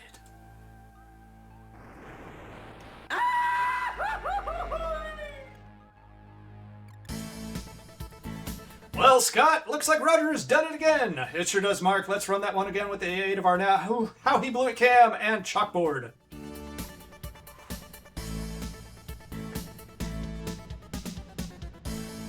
I have to say that carefully, Mark. Every time we mention something with a trademark or copyright, the lawyers come out to feed. There's a story behind that statement, actually. Instant replay! Now this is where Roger makes the fatal move. And we can all see the result of that mistake. I don't know about you, Scott. Personally, I like to know exactly what I'm messing with before I actually mess with it. I guess he'll know better next time. Ouch!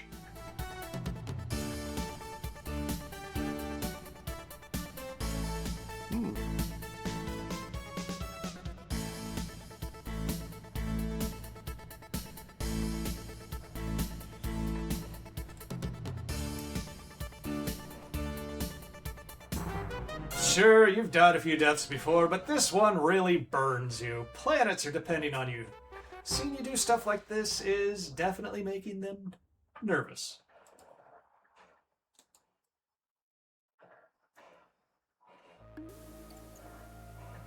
Okay. I don't know if there's anything practical to do with the pool. Although, for shits and giggles... Nah, not here. Try using it somewhere else. Alright, you want to try anything with the pool, or should we move on?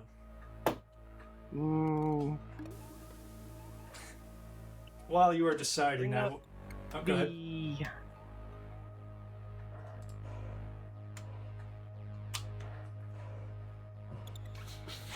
Bring up the green thing, not the key card.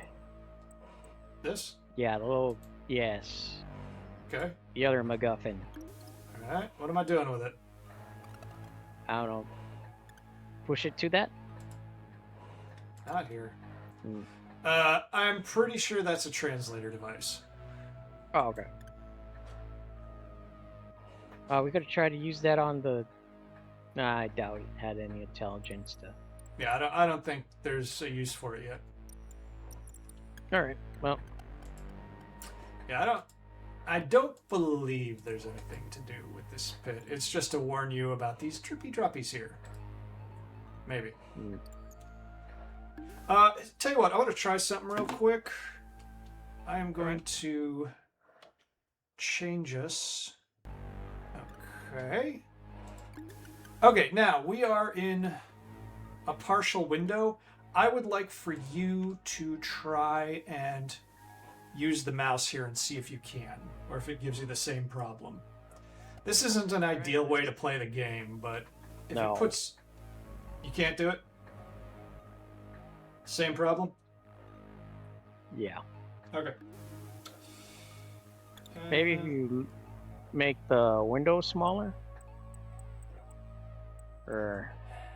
Like, I don't... Window? Yeah, I don't think I can do that. I think I have to do that when installing the game, unfortunately, but Yeah. let's give it a shot. Oh, no, if I press Alt-Enter, it goes back to full screen.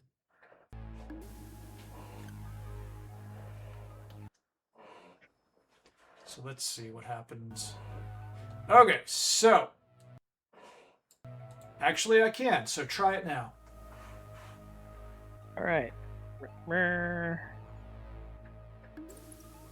No. Okay. Alright. No. Back to me. That said, the fact... Okay, so you let me know what you're going to do, but I am... Keep going west. Okay, yeah. It does not say to do anything with that pool, so... Also, Alex, if you would be so kind as to check the chat once in a while, because it is invisible to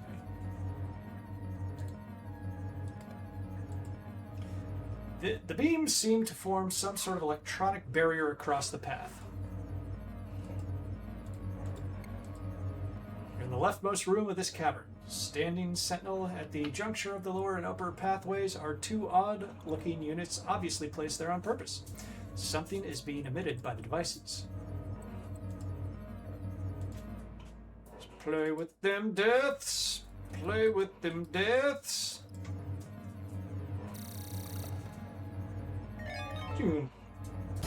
I like how... Hey! Well, Scott, it looks like Rudder's done it yet another time.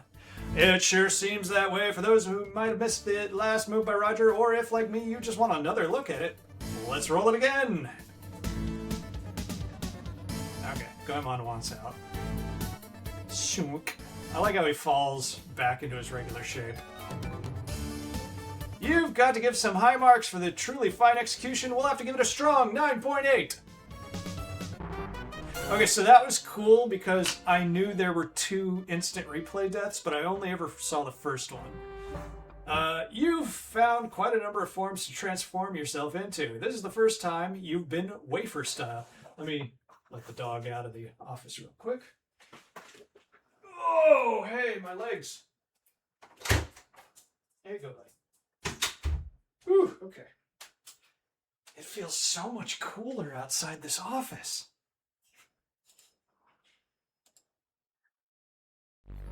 Yeah, other than Mitchum doesn't think that he likes the idea of the, what do you call it?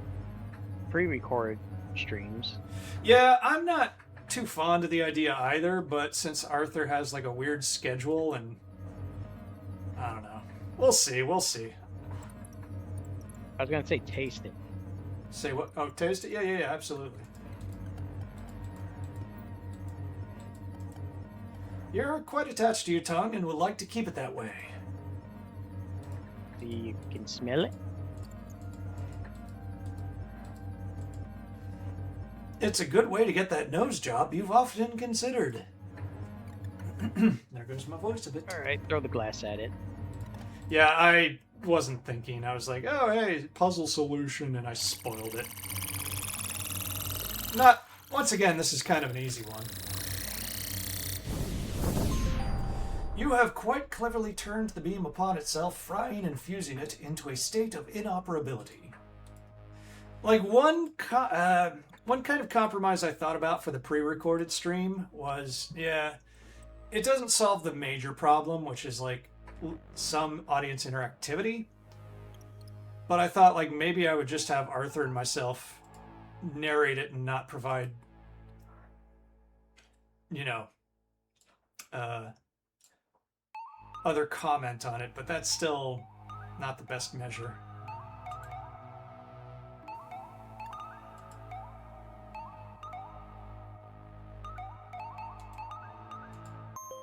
If I remember, that that sequence was harder in the original.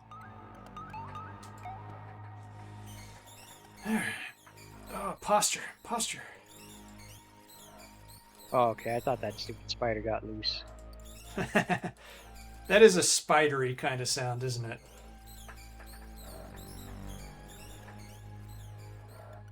As soon as you enter the room, you find yourself surrounded by darkness. Suddenly you become aware of the fact that you cannot move or speak. A strange, unknown force has taken over. A massive holographic image appears before you.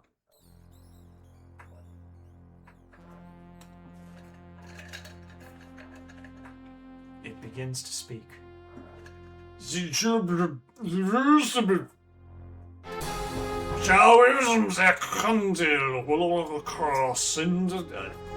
I gave it an attempt, but I burned out. I think this is Swedish. That wasn't funny.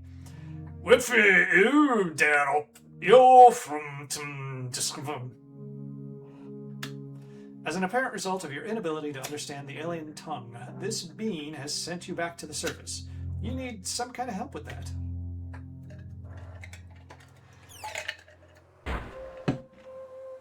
Okay. Since I already spoiled this one as well. Oh, I'm foolish.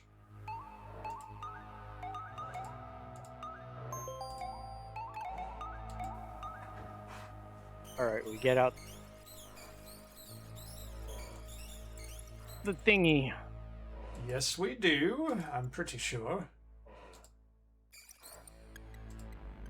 I thought we needed this later, so that's cool. Beam me up.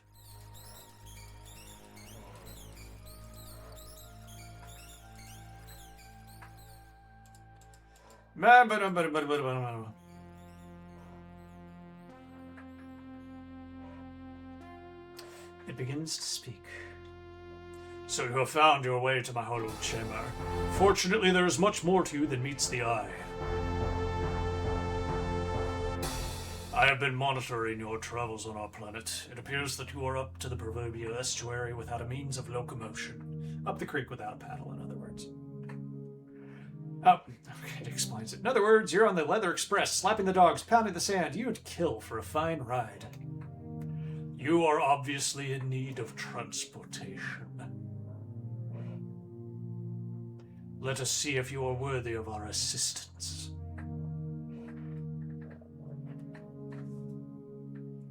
On the surface lives a beast called Orat. He proves to be a bit of an annoyance on occasion. Dispose of him and bring back evidence of your conquest. Only then will I deal with your plight. Good luck, strange one. Bring to me evidence of the beast Orat's demise and we'll talk. With that, you find yourself transported back to the surface.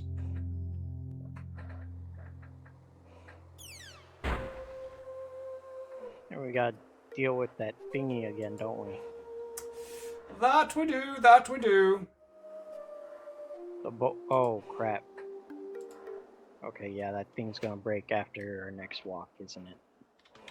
Maybe. I think it might have had a few more uses than that. Alright, so should we go straight back to the Orat Cave? What do you think?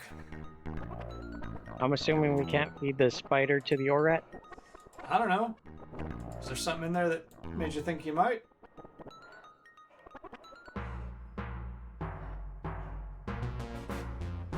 Right, Think fast. Back out. Yeah. Oh, it stops you. Oh. It's like, no. No, you're gonna die. You're gonna die. We want you to die.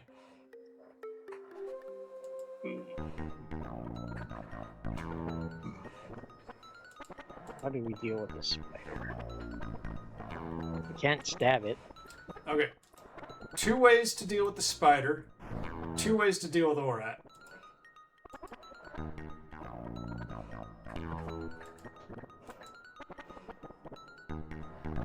I think we're safe here.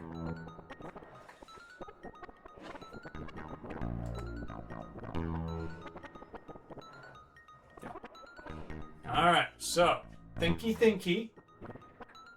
You want to deal with Orat. You want to deal with the spider droid. This is rather open-ended. They're gonna. Something Something tells you tells what. me that they're gonna give us a ship after we beat Orat. Yes, that's But the what they've damn thing said. is the spider's still gonna be out there. I'm assuming they're gonna put the ship back out on the surface. Well, okay. That we had to. A nice slug of water would sure hit the spot about now.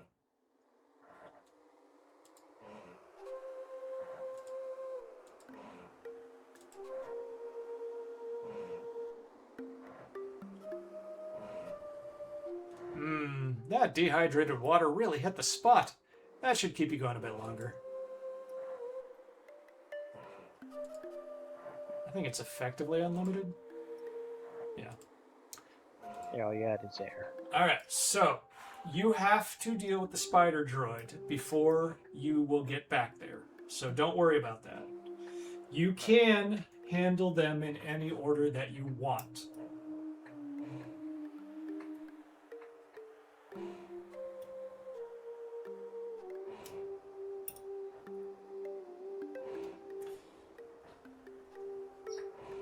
Let's see. How to deal with that? Okay, so you've had one idea so far, which was to get them to wipe each other out. Okay, maybe that's a thought. How do I give you hints? Because everything is rather straightforward. Okay. We left behind the rock, didn't we? What rock? The cone. Yeah, we did. Yes, we did. What were you gonna do with that?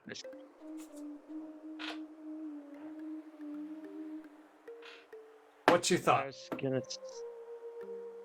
We should go grab some more glue. Okay. That is an interesting thought. I don't remember if there's any use for a second one. Oh. And how Look at it. do we stab the Orat? Can we stab the Orat? Well, I'm gonna sincerely doubt it. You think about it, I'll go see about grabbing another piece of that plant.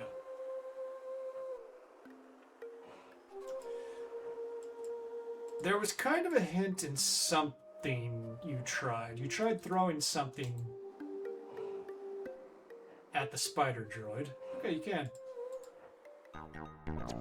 Oh, no. Crap. Okay.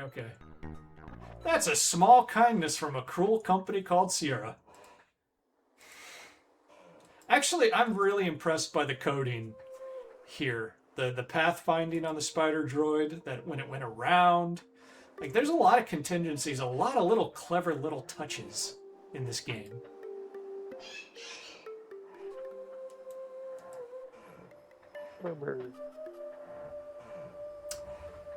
Alright. Let's see. I'm thinking, how do I say this?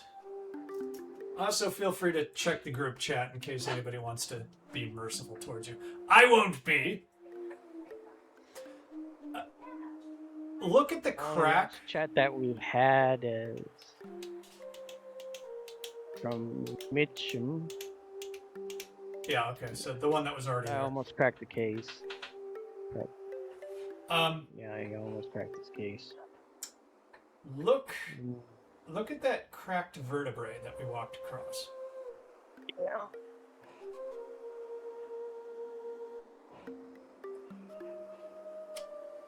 That is not a direct Okay. solution, but it might give you an idea.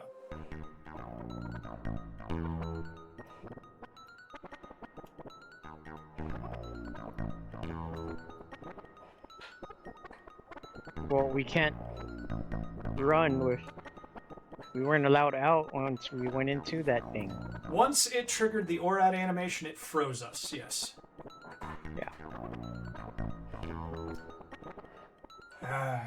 Okay, Will the ORAT follow us out? I do not believe so.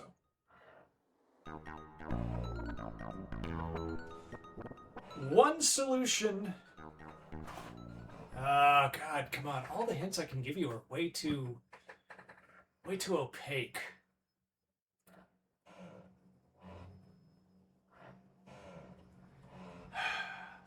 Nice slug of water. Yeah. Hint taken.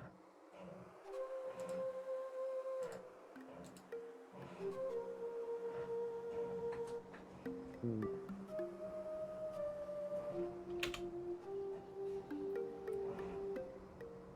What shall we kill the ORAT with? Look at these cracks. Alright. Look at them. Think about the cracks. But we don't have a freeze ray. We do not have a freeze ray, Alex. But look carefully at the cracks. Look at them. Yeah, they're broken. But are we gonna throw a shard of glass at it? That is a thought. And I believe that the last time, I think you tried throwing it, or no, I think you tried throwing this. Okay, yeah. And there was actually a vague hint when you tried to do that. Do you remember what the text was? I don't remember. Ooh, I'm definitely getting hungry. I skipped lunch, but I haven't really been a 3-meal-a-day kind of guy lately. I'm starving myself, so I look beautiful for my people. You attempt to drop the piece of plant down onto the spider droid, but it sticks to your fingers. Better try something else.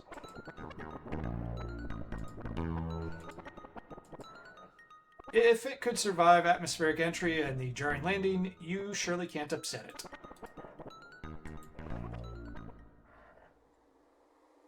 Now, what did you take away from that, Alex?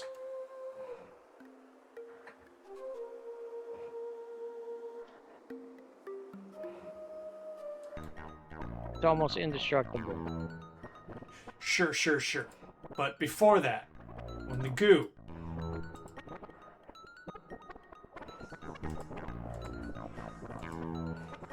You attempt to drop the piece of plant down on the spider droid, but it sticks to your fingers. Better try something else.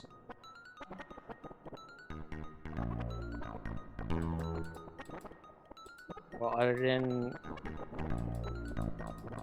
it sticks to fingers, you can. Not the goo. Look at the cracks. Look at the cracks. Don't What, think you- you wanna. Want to just glue the thing? You dipshit! Oh, You fool! It was not known that you were a master of the protrusion toss. That was a fine effort. That is one solution. oh. There's another one. And the other one has some utility to it. However, that utility is also solvable by other means. So we can continue like this and deal with the ORAT, or we can restore it. Your choice. Ooh.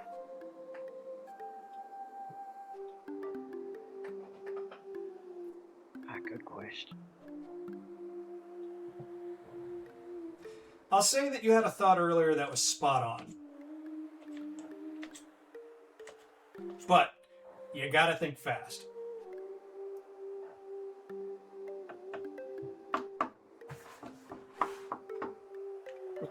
We run in there, try to lure out the rat, make it explode on the other thing because it. You're moving in the right direction. Signature. Yes, you are. Yeah. Good. Yeah, because it recognizes any organic signature. Okay. Do you want to restore? Yeah, let's see if we can try to do that. Okay.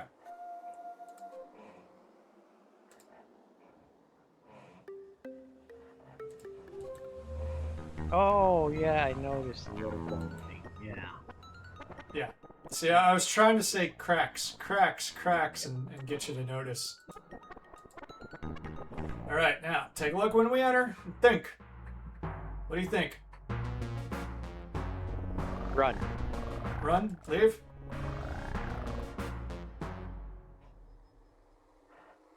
Okay. Is it following?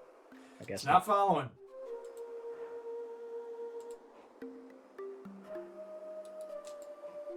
No doubt about it, those are some serious teeth. It could have used a little dental work, maybe some braces even.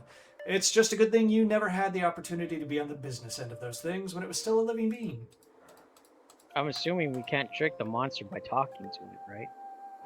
Give it a shot. Though normally known for his intellectually stimulating conversation in the monster and beast community, Orat seems limited to grunts in the way of response to your probing questions. And translators doesn't work, right? Well, you just tried communicating.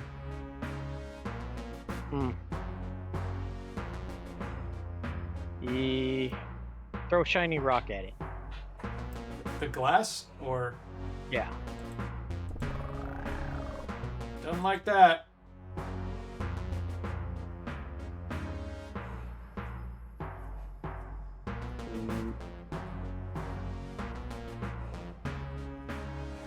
The speed Hint. Go ahead. What? Go ahead.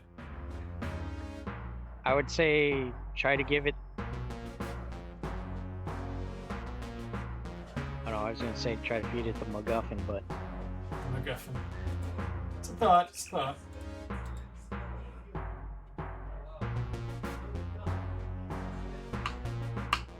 Okay, here's a hint. There is one inventory-based solution, and there is one environmental solution.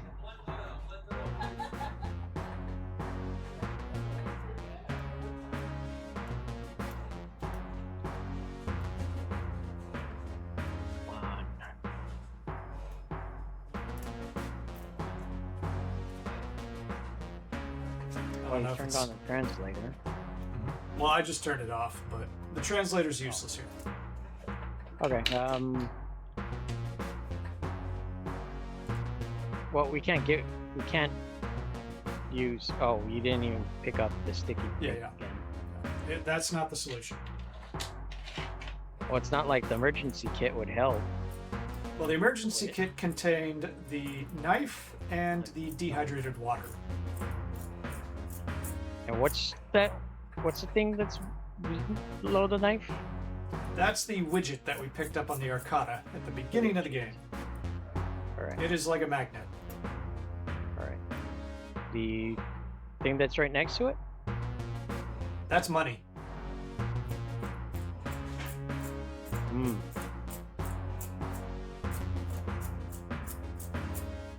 Money.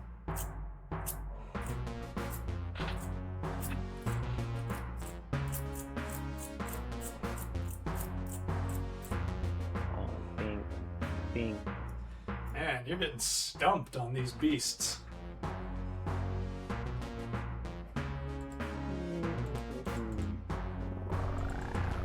Okay, it didn't lock up. It was just that I didn't have the correct shit. You are free to throw in the towel, Alex. But I have given you the hint. That shiny rock didn't work. No. And throwing sticky thing at... No, Now, I'll tell you right now, that doesn't work.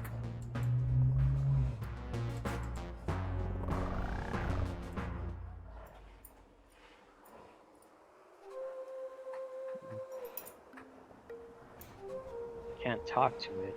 Can't throw a sticky thing at it. No. Can't throw water at it. You didn't try. Oh. Should we try throwing water at it? You want to try throwing water at it? Let's go. Yeah.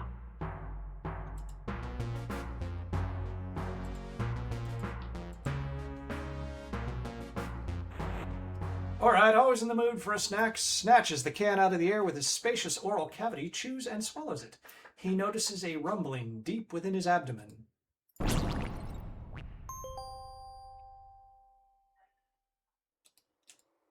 A pile of skulls lies here, sucked clean by Orat, or was a result of them writing too many adventure games. Hey, look at the in-joke. Look at that. We got in-jokes, people. This gleaming chunk of Orat's anatomy is the only visible proof that Orat ever existed. After that explosion, it's amazing there's that much left. Alright, let's pick that up. Okay. You reach down and take the Orat part in your hand. Some of it oozes to fill the space between your fingers. And I'm guessing we're out the water can, right? Sorry? Oh, yeah. That's gone, dude.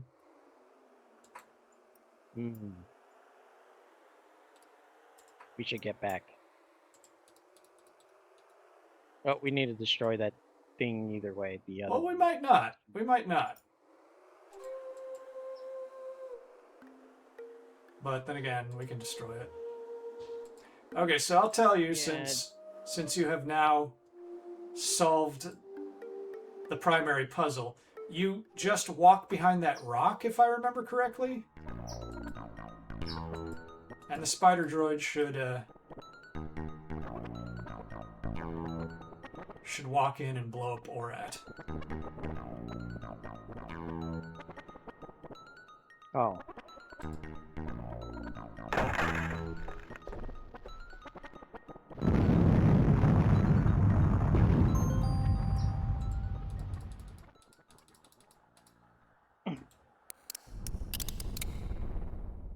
No doubt about it, there's going to be an accident of one kind or another on this shaky piece of calcium-rich matter.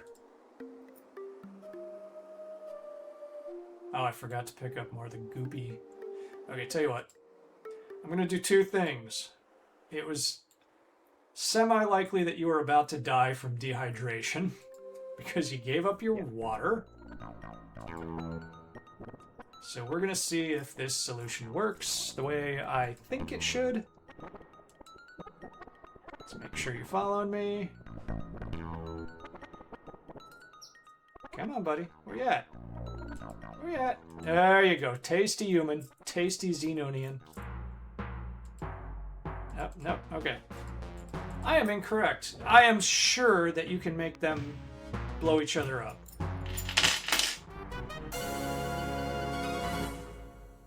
Let's give me a second. All right, we got a first-time chat from Ribbons of Intention. What is our goal here? What's our goal here? Our goal is to torment Alex, who was not in existence or old enough to enjoy Sierra games. Usually he's playing, but we're having a little trouble with parsec and screen resolutions and whatnot. So I'm just having him direct me. Oh, that sucks. Okay. Maybe I was wrong. Maybe you can't maneuver them to blow each other up, but I thought you could. Well, I'm not sure if we... See if we can go around the other way to hide behind the rock? Well, there is, like, limited pathfinding in these games. Wait a minute. Hold on a second. You have trouble moving your own carcass around? You sure can't move something that weighs several times more than you. Size. Okay, you know what? I'll try it. I'll try using the rock. I want to move on, though. We've been stuck here, man. We've been stuck here. Your latent genius for these games where you sometimes blow through, like, otherwise difficult puzzles. Oh, that trippiness. Ribbon. I meant in the game. Ha ha ha. Ah. Okay, yes, we can recap for you. Okay. Alright. You are the sole survivor of a raid on a starship where you were the janitor. And as it turns out, the aliens stole something called the star generator. Right now, you're basically trying to stumble around and find... you're just trying to survive. You just escaped the ship. Okay. Now I will go pick up some goo plant. And I believe that the plot itself will be revealed to you. Sierra never really front loads much plot. Okay. Maybe we'll deal with that first and then come back down. But obviously, the star generator being stolen is a major part of things. Right this moment, we are doing a fetch quest. Shit. Okay, good. I think this is a little more forgiving than the EGA original. A native alien that lives underground has offered us transport if we kill that Aurat creature. So that's exactly what we did. A little assassination. Once again, Sierra crimes. The description when you try to talk to him does hint that he is sentient.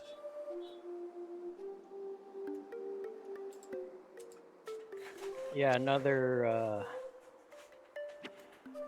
chat from Ribbon, and I see. So we're more or less trying to survive and figure out where.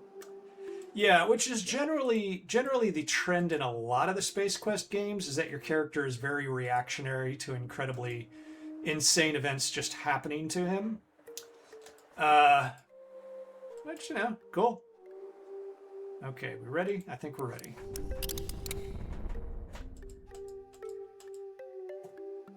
I do remember back in the day with the original 16-color version, that thing stymied me more than a couple of times. That bridge. Kept having to reload.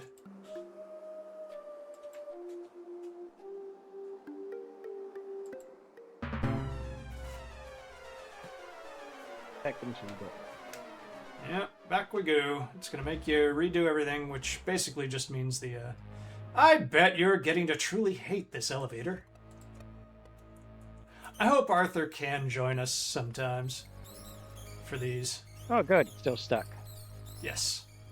Yeah, you would expect Sierra to say, like, you've been gone 15 minutes. It's free. Sierra, it is a cruel god, and yet it is a giving god.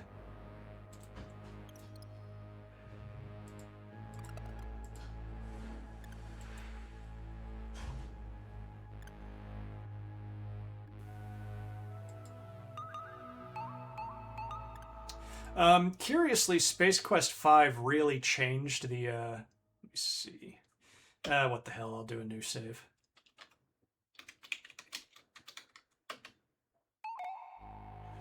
Yeah, it was a lot more story-based, Space Quest V. Oh. Neat! You are unpleasantly surprised by a drop of sarin acid which bores its way to your feet. Now that's some seriously deep pain.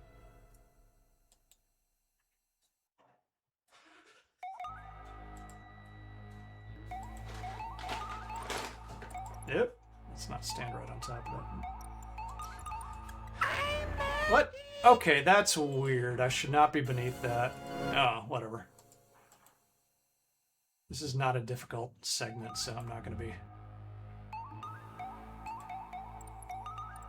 Oh, I see. It does drop there. Yeah, okay, I got it. It just doesn't have a little hole to indicate. Okay.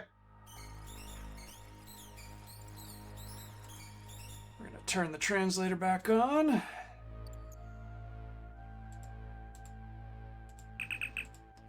And go visit Daddy Alien and see if he'll let us borrow the Porsche.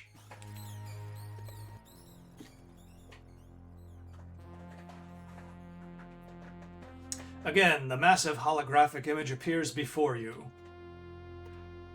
And we didn't turn. As an apparent result... I thought I did. Oh, you know what? Yeah. I turned it off, and then I had to restore a game. And the device was still on as a result. Oh, shit. Yeah, I was optimistic. Sue me. Gino put up a message.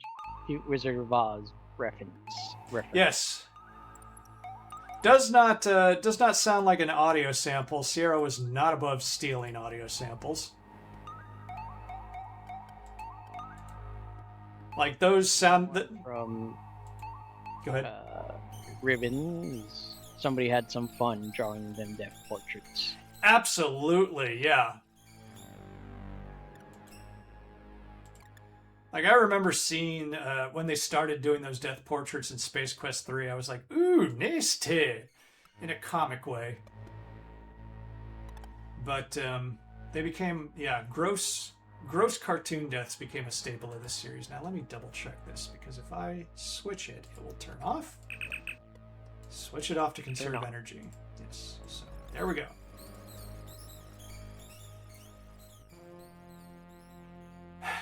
Mom? Those are contact lenses, man. You're being a hipster, dude. So you have returned. Do you have proof of the destruction of Orat? If so, drop it before me. Well, I have to drop it before you because you don't have one. Oh, sorry, I was temporal in with the D-Lo. This cute little item is an Orat part, though we're not sure what part.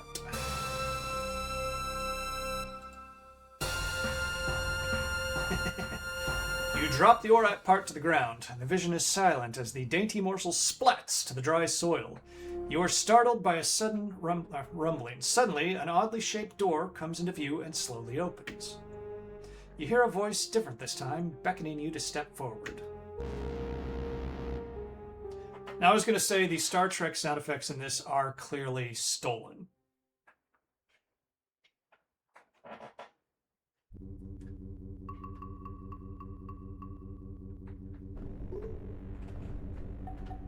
When you step through, the door slides closed with a faint hissing sound. You are alone in a large room full of strange equipment.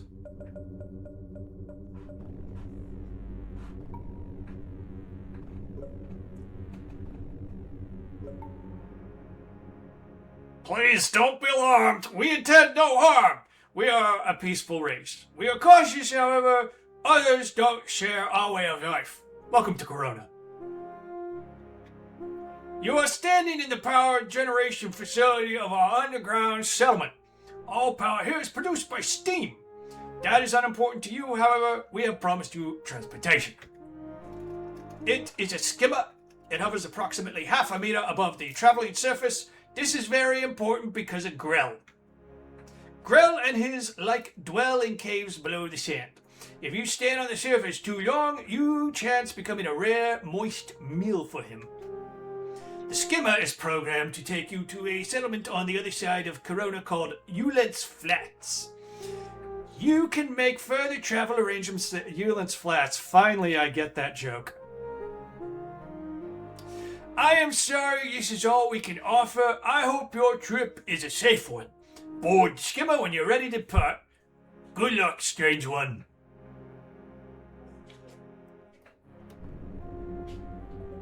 Ooh. Okay. Since Cave 2 has already passed a... Okay, I think in the original he might warn you about a soft lock that you could commit here. These glass tubes are really quite intriguing. You've never seen anything remotely like them. Must be some radical new technology. They're vacuum tubes. The steam generator is a fascinating device in constant motion. It looks like it was assembled following a field trip to the junkyard, but everything appears to be in working order. Alright, so since... Oh yeah, these guys just come out. No! The generator doesn't respond. Perhaps it's based on some form of AS, artificial stupidity. Don't bother the guy, he's busy. So, okay, so two things real quick. One, you have to use your data cartridge here, if I recall. There's nothing visible on the computer screen. From the looks of these pipes, even the computer is powered by steam. Space Quest, you were steampunk before it was cool. Oh yeah, Ribbon sent another chat. Remember Space Quest 5 stole the Homer's dough sound from Simpsons. Yes. Space Quest 5 was a bit divisive because it was such a departure. I don't know if this is controversial. It might be my favorite Space Quest. Might be. It had a lot of personality. You might need to insert a data cartridge for this thing to work. Now, I swear I got some memory in the EGA version of the guy telling you, hey, you might want to use the computer before you leave. I could be high. I don't know. The Sierra soft lock. I think I might need to take a note here, so give me a moment to prepare a piece of paper. The cartridge snaps neatly into the slot, and then the screen comes alive. Whoever shall read this, my name is Dr. Vohal. I am a scientist with the Star Generator Project aboard the Starlab Arcata. We have just successfully completed development and testing of the Star Generator. During this time, I have come to believe that our progress has been monitored by others. I fear that the Sarians may have learned of our mission. Spoiler alert. If my fears prove true, the Star Generator and the people of our universe are in serious jeopardy. I should try to differentiate this from the narrator voice, but I won't. The Star Generator is a miraculous device. Used as intended, it will help preserve life for eons to come.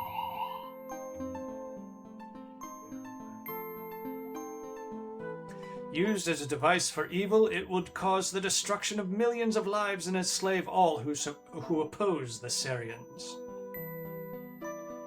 I would have gone with a Christopher Lloyd impression here, I think. Encoded within this cartridge... no, that's terrible. Are all the plans and specifications for the construction of the Star Generator. Should any disaster befall the Star Generator project, scientists would be able to create a duplicate of the Star Generator with this information.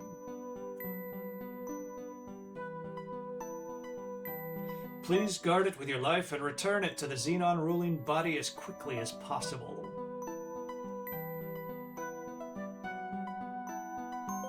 Important note, the Star Generator is capable of self-destruction. This was introduced to the system as a precaution. To activate it, one must enter the code 8336. 8336. Did my youthful self copy that code down? No. A 5-minute time will then begin to count down. Beware, anyone within 5 kilometers of the Star Generator will be in danger once the timer has been initiated. Please be careful and good luck!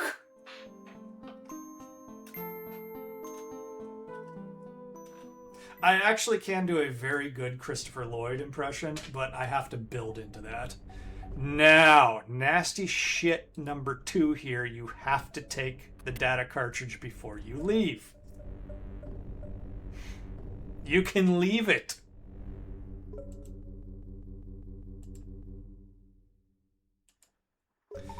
Now, Alex, I think you're going to take over here for a moment, maybe, because you're going to see something. So I don't think there's anything left to do, but if you have any thoughts, share them with me now.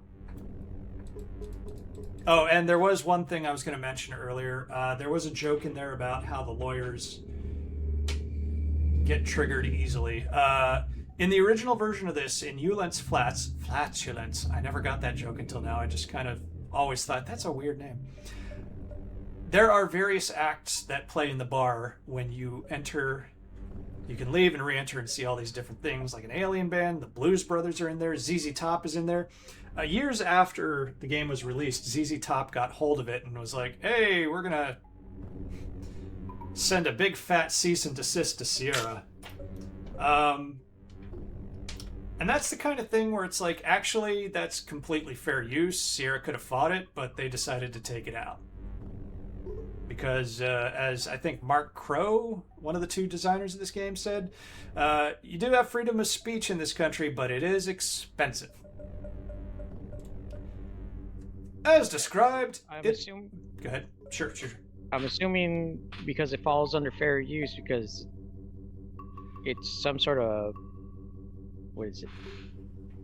It's the word I'm looking for. Let me cut you off there. Fair use is typically... Now, I'm not an expert on this, but it is typically used in terms of informational transformation or some sort of transformation of the work, like adding meaningful commentary or changing it in a very significant way. Things like parody are completely legal. Like everything Weird Al Yankovic does, I don't believe he needs to get clearances. He does because he just finds that to be the easiest way to reduce friction.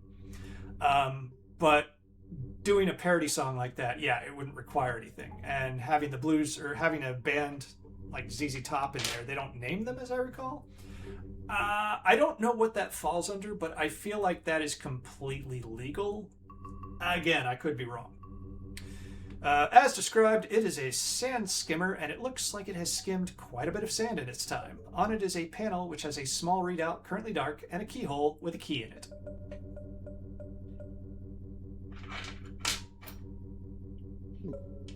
All right, what would you like to do?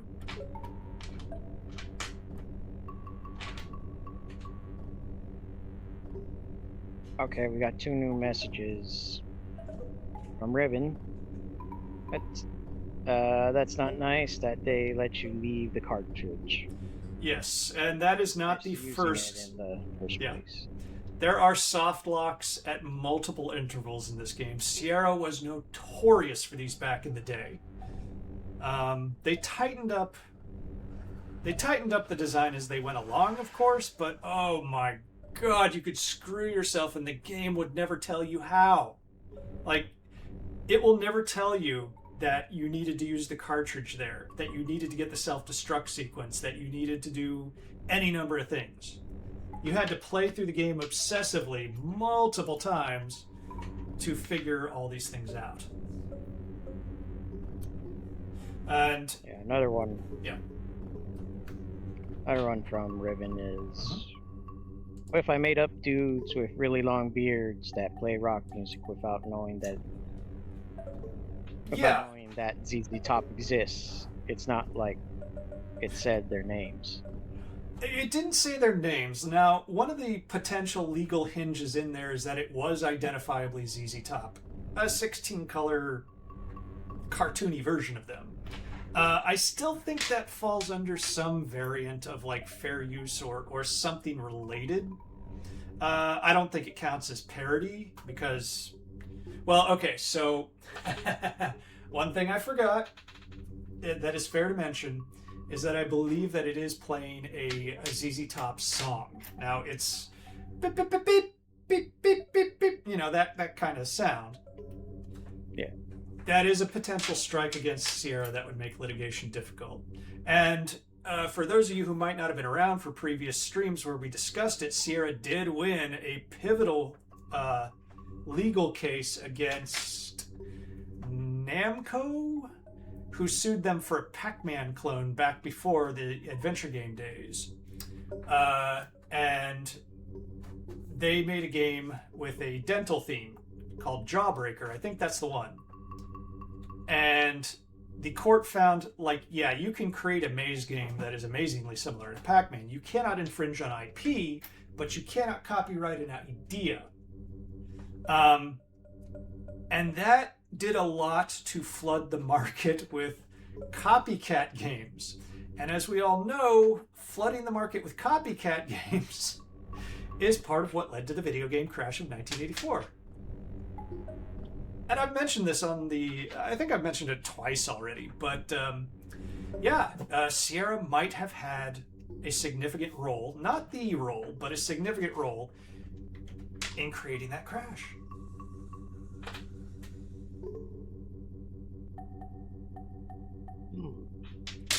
All right, so Alex, prepare yourself because this place is most interesting indeed. A mixture of both old and new technologies makes you wonder about its origin, or at least about its tech support. On one side of the chamber is a primitive steam generator. Its pistons pounding rhythmically turn steam into useful energy. On the other side is what appears to be a computer console. Okay, so I think you won't need to click here. You're going to play, hopefully you're going to play, an arcade sequence, which Sierra fans tended to hate.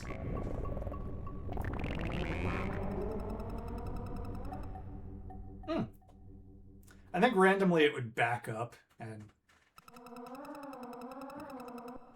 This section is an arcade sequence. Would you like to play or skip this sequence? Alex, you're playing the sequence.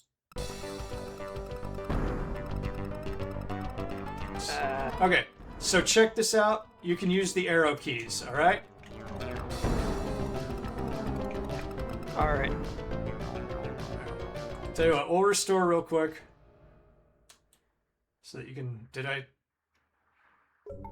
I can't remember if I...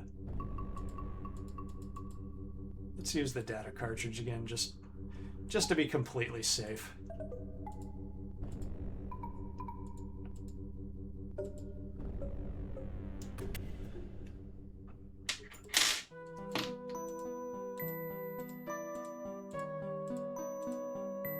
Yeah, okay. That's our shit right there. Oops. Okay. Yeah, stand right in front of it, you dick. Interestingly, I think an earlier game than this, Police Quest 1, there were probably still soft locks, but it would actually... No, I don't... I just want the cartridge. If you gave away, like, your gun to somebody, it would be like, oh dear, you can't complete the game without that. And it would give you a game over. Oops, that's the wrong button. Just in case we needed to activate that, and we hadn't before.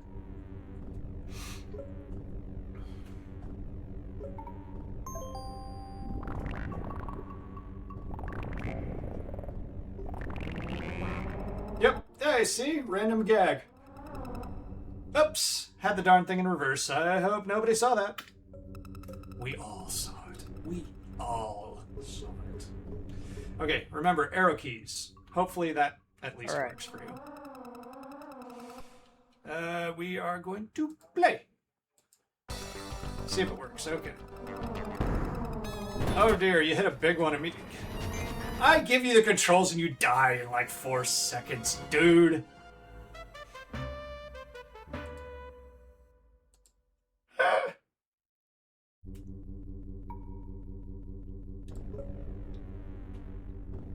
So how fast was that death? That was, I would say 3 or 4 seconds. You ate crap like instantly. Thank God it's a random gag, honestly.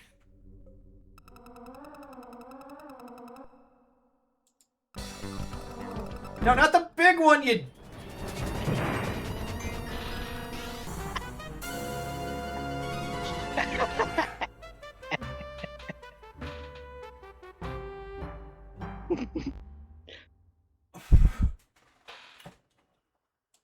Do you want me to play it or maybe skip it? I'm gonna give it a shot. I can try. Okay, yeah, you try it one more time. All right. That was embarrassing. That was embarrassing. You never worked in my store. I never employed you. I don't know you. How do you have access to my computer?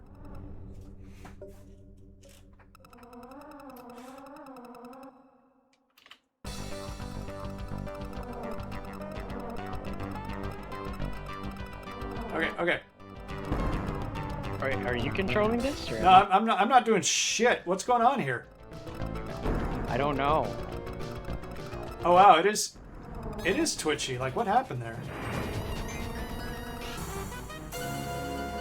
I'm gonna try it. All right. Hands off. Hands off. I see the mouse moving. Alright, alright. I don't know what happened there. Yeah, I was completely hands off the keyboard, mouse. I wasn't doing shit.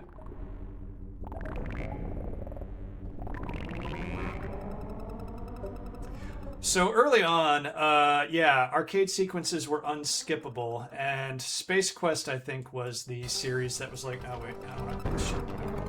Tried switching to keyboard real quick. Oh, some of these are mean.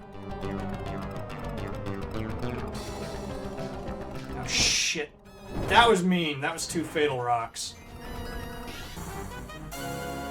That said, I'm gonna own it.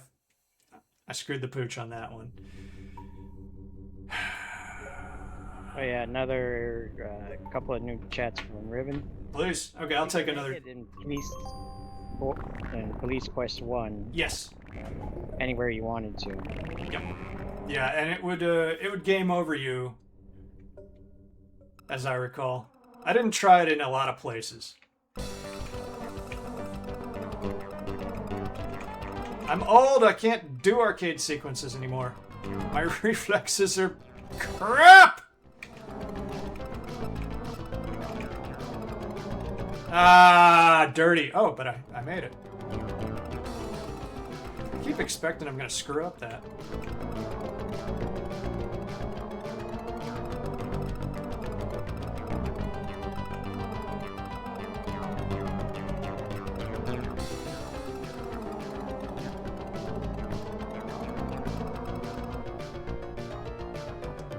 I don't think they had small rocks with damage in the EGA version. Hey, look at that! We're on the way. I see it on the horizon. It's beautiful. Looks like a real city. Looks like Mickey Mouse threw up. Ah! Bad touch. Bad touch. It's scraped its rocky finger across my undercarriage. I didn't enjoy it. Yeah. Okay, you're throwing these rocks straight at me now. Oh, you dick. Yeah, the second one is don't feel bad. This is pretty much all of our experiences. That's referred to me. Yep. Yeah. Alex is playing with the handicap that there is something wrong with our parsec connection.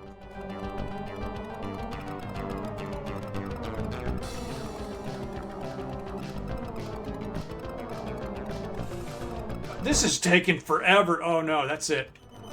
Oh hey, warning sign. I don't think that was in the ad-lib soundtrack.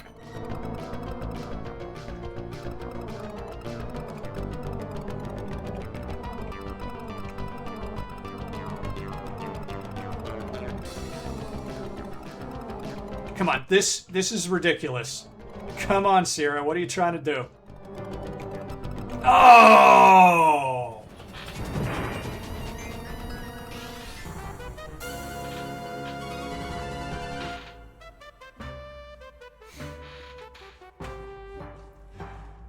What do you think, Alex? Do you want to try it again, or do you want to skip it, or do you want to watch me struggle?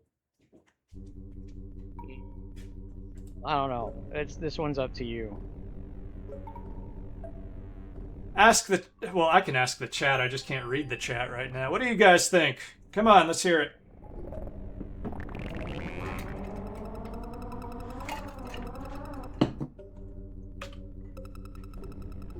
I can give it another shot. Alex, I don't know about you. Gino's saying skip. Skip? Okay, we got to skip. Anybody else? I'll give it another 10 seconds. Let people respond. If it's a tie, I'll give it one more shot. What do you think?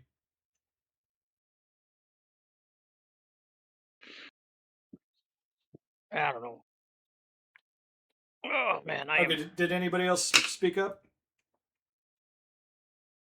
No. Okay, chat has spoken. Yeah. Oh, go ahead. Riven says play. Okay, I'm gonna give it one more shot. I'm gonna torture myself. I remember not having like much trouble with this as a kid. I died, but I got through it. If my memory, yeah, God. Like the problem is when you get multiple big rocks, That's when my reflexes go like, no, left, right, no, no, no, no, no. And that's when I screw up.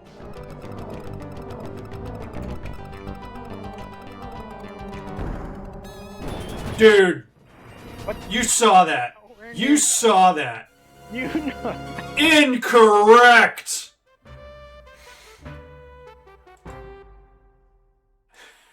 No, I demand to speak to the manager.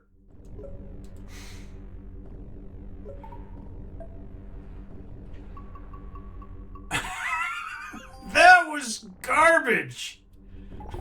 You all saw it. Back me up here. Yeah. Yeah, Ribbon's agreeing. He's saying skip or Yeah, just bugged that is out, bullshit? He crashed on nothing. Yeah. He says skip now. Okay. Yeah, we'll skip. I am tempted to play it. Hold on a second. Give me a few minutes to consider the choices I've made in my life that led me to this moment.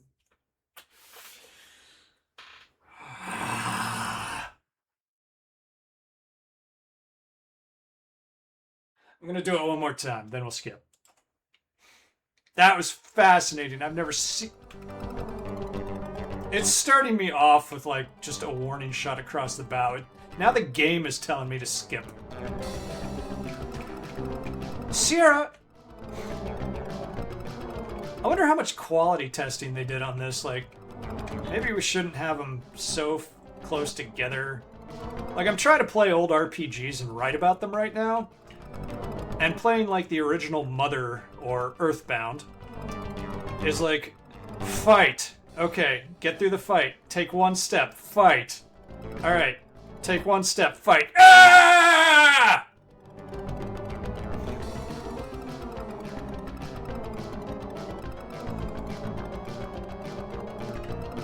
Ah, okay. Whatever. I got new chats from Mitchum. Alright. Let's hear it. The game knows you don't have the skills. And it's not too bad on the lower speed setting on the Amiga. Okay. And also depends on the CPU. That's right. Some of these early VGA ones did make it to the Amiga. Did you use the cartridge reader? Yes. Because if you don't, you're soft locked. Yes, appreciate you looking out, buddy. And you're a little ways past it. Well, the cartridge reader is right before this sequence, so...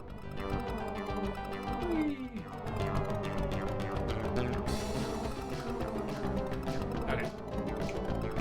Alright. What do you mean I don't have the skills? I'm doing okay.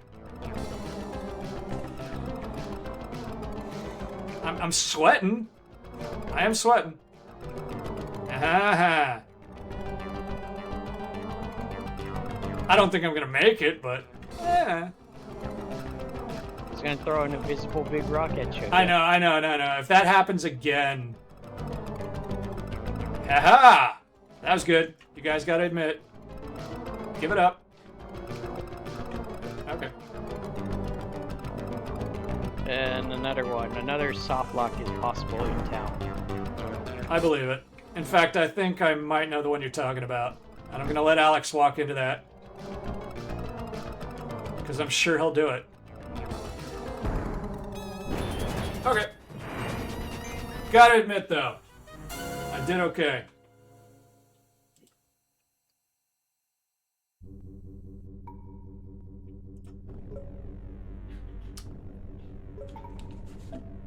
Alright, shebang, we skip.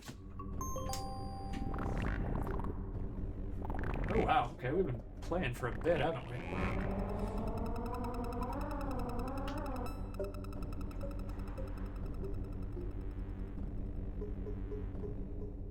Couple new messages. One's from Mitchum and one's from Ribbon. First one, well, the one I'm talking about, it happens if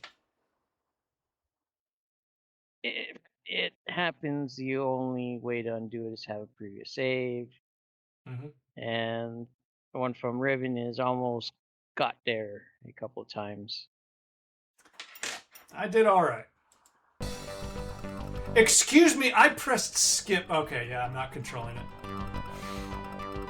Ooh, there was a moment there, wasn't there? I'm getting a little worked up at the Sierra. I'm trying to figure out when I'm going to cut today off. I think we'll cut off soon. What, like 10 minutes? I'm going to say... 5:30. Yeah, I'm going to say like a 20-minute warning. You with me? Maybe you could try playing the arcade sequence next time. Hi!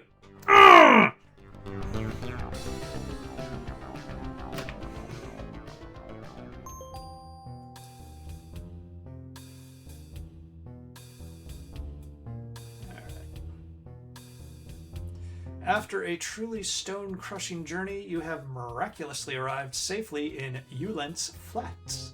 And just in time, too, because this skimmer's power cell has been drained. It will take some time to recharge itself. This place isn't quite what you had expected. It is semi-bleak at best. An odd-looking fellow is lounging against the wall of the nearby building, watching you with a great deal of interest. Let's see.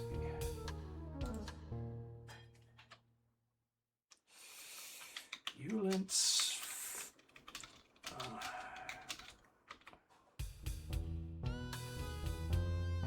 Oh yeah, new messages from... You guys are chatty today. I love it. Hold on to him for a moment. Let's go through this.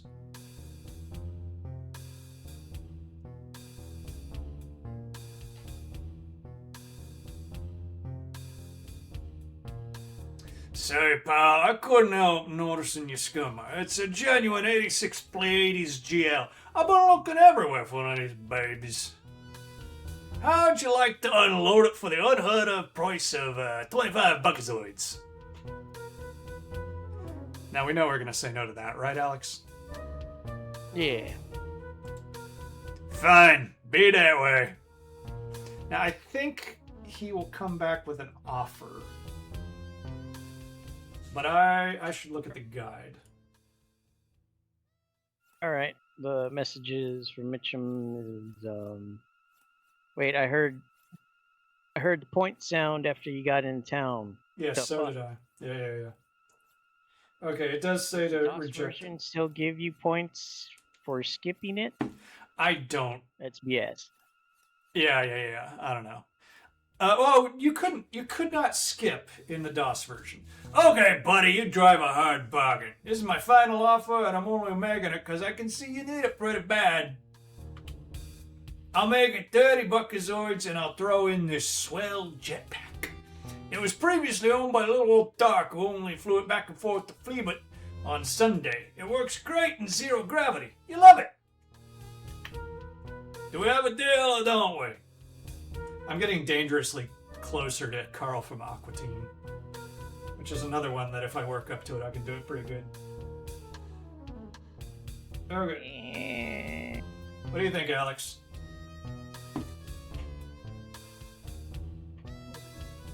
I don't know. Oh, you don't know.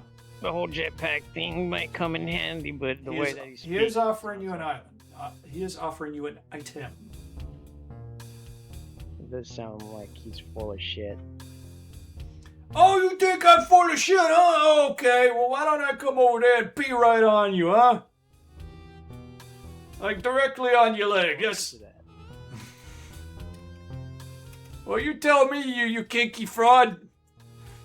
Okay, it's an item, we're gonna take the deal. Great!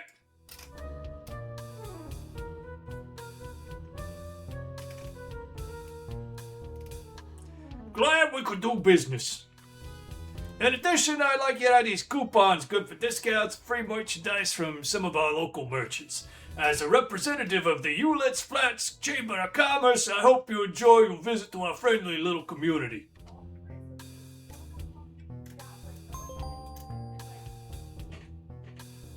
They had fun animating him.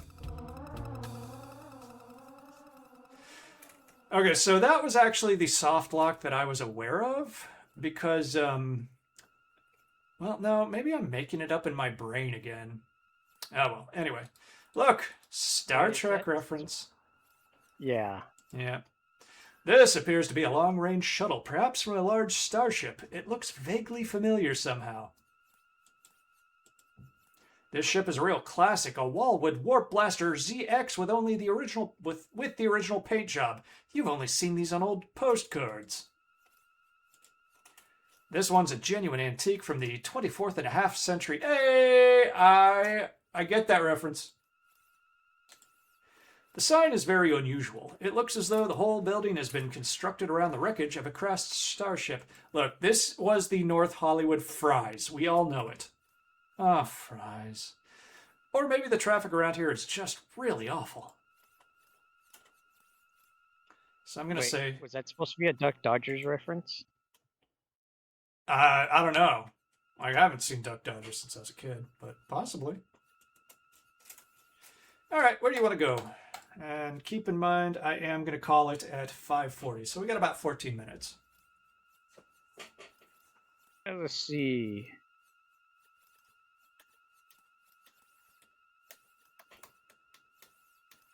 Or maybe I'll... Other Maybe... than, okay, go ahead. Mitchum and Riven both got sent messages. Talk structure, interesting word usements. Sorry, everybody. To be doing this. Alex's second language is English, and he learned it from like Learn English with Ramstein lyrics tapes. So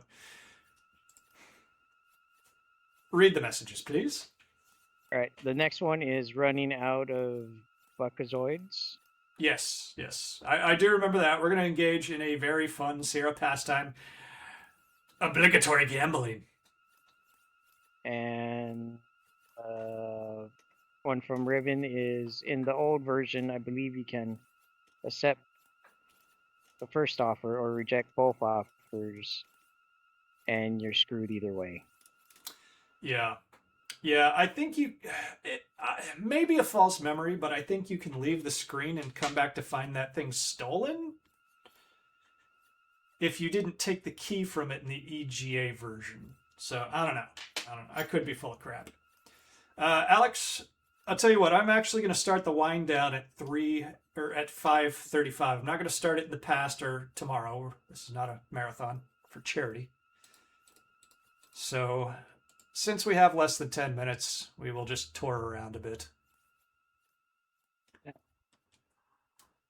Yeah. Couple new messages from... Oh, wait, hold on a second. Something important's about to happen. Okay, I thought... Never mind. Oh, hey, check this out. On stage are two heavily bearded gents and a relatively clean-shaven drummer. They're one of the hottest bands in the quadrant. Okay, it is a ZZ Top reference. It is still here. They're tiny! And this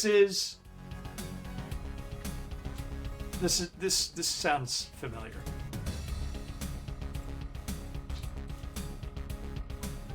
Okay. They kept the ZZ Top reference, but they were like, what can we do?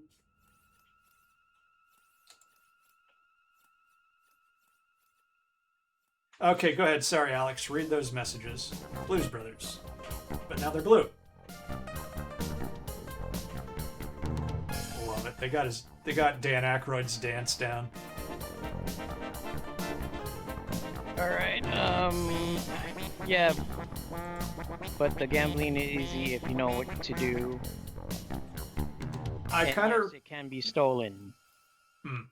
Yes. Okay. Cool. Ribbon says, "Let's get hammered."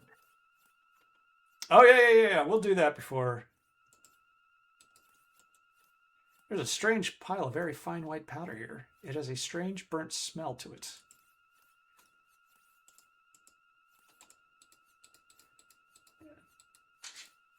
Oh, now the dog wants back in. The settlement of Eulance Flats is surrounded by these force field generators. They repel such undesirables such as the Grell, which thrive below these sands. It will allow only airborne vehicles in or out. Okay, now Grell is now lowercase, and it looked like a proper noun. It said Grell and his type. Droids be us. Okay, what could that be a reference to? I don't know. What was it? I think it was Radio Shack that threatened to sue Sierra over over. Oh, Robbie the Robot reference. Well, yeah. Lost in Space.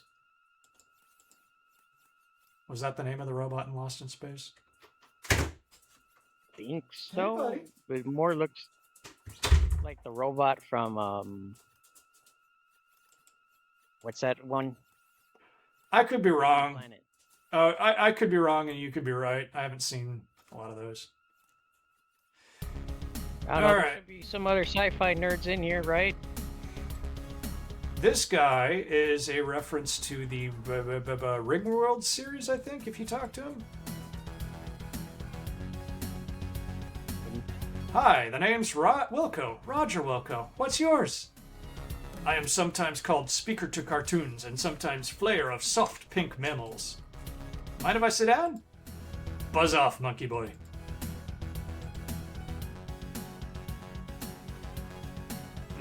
Green babe.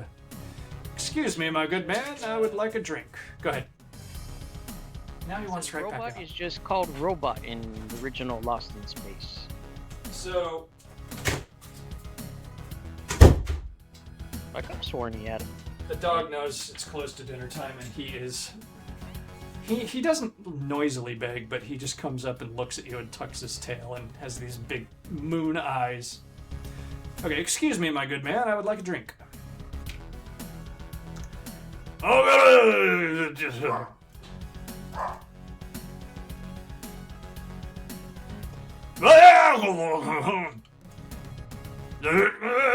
two buckazoids. Oh,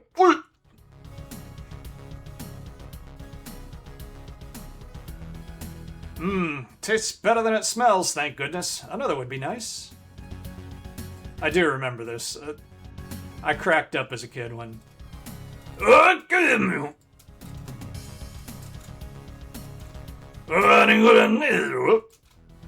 Ribbons. Right? Yeah, that's Robbie the Robot from Forbidden Planet. Ah, yes, that hits the spot. Just one more should do it. You guys are chatty, and I'm for it. Don't get me wrong. You got something else, Alex? Yeah, Mitchum put another message. Unless the movie's named him, maybe. The recent movie, I want to say that they named him, but that recent TV series, I don't know. Wait. Oh, right. I'm not keeping up with pop culture. You said recent movie, and I'm like, the one with the Friends dude. The movie that was like 20 years ago. No, not 20, like 25. Well, I'm sure they made another one since then. Oh, in Florida.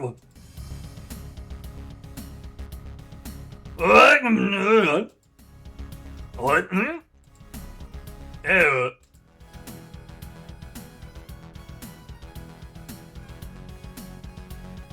As you sip another one of the odd brews, you overhear someone at the bar speaking. There I was cruising through Sector BF. Hey, good looking out. Although we... Okay, yeah. So I head toward it, you see, and right there in front of me sits the Deltar. It's just sitting there. My heart starts hyper-warping on me. I figure my milliseconds are numbered. All I can think of doing is getting my craft out of here, so I am reaching for the throttle. All of a sudden, there's this incredible flash of light, you see, and just like that, this little planetoid explodes into a ball of fire. I tell you, I've never seen anything like it. I mauled the throttle and got out of here quick, you bet.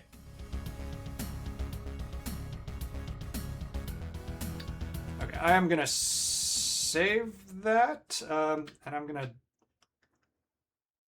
Oh yeah, Mitchum says Guess write I'm it overspending. down or you'll lose I wrote the it. game. I wrote it. I spotted it. All right.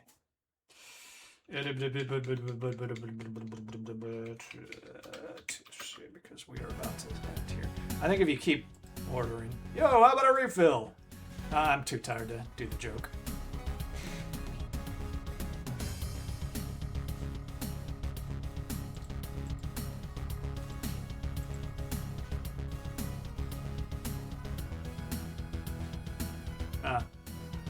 You feel a strange tingling sensation. The taste of the beer doesn't seem to be bothering you so much now. Go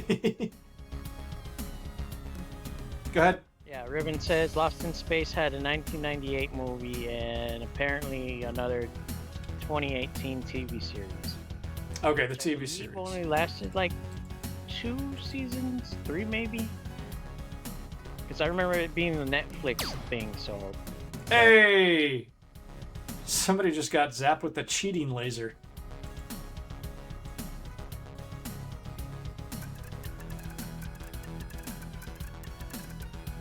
Oh my, you're starting to feel a bit unstable.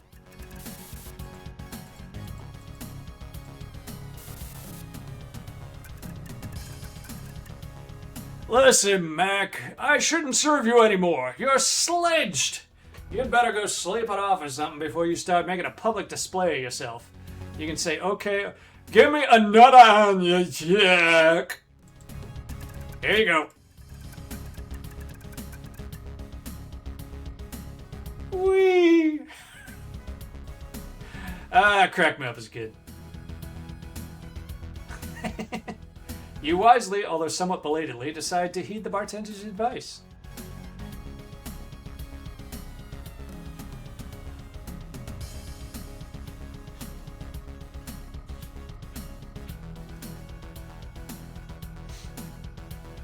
You're my best friend. I like you.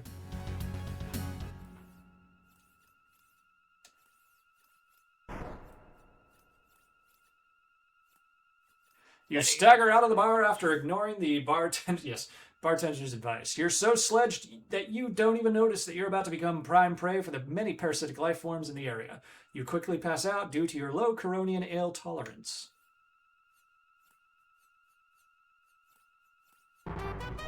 While your body tries to sleep it off, you lose every possession you own. Soon your body is stripped for parts. Obviously, you don't make it through the night. Okay. Tell you what, that is where we are going to call it. Alex, what do you think of the VGA remake of Space Quest 1? That is not bad. I'm going to try getting you back in the saddle next week. I'll look into this. Maybe I'll reinstall it and we'll give it a test run before next Saturday.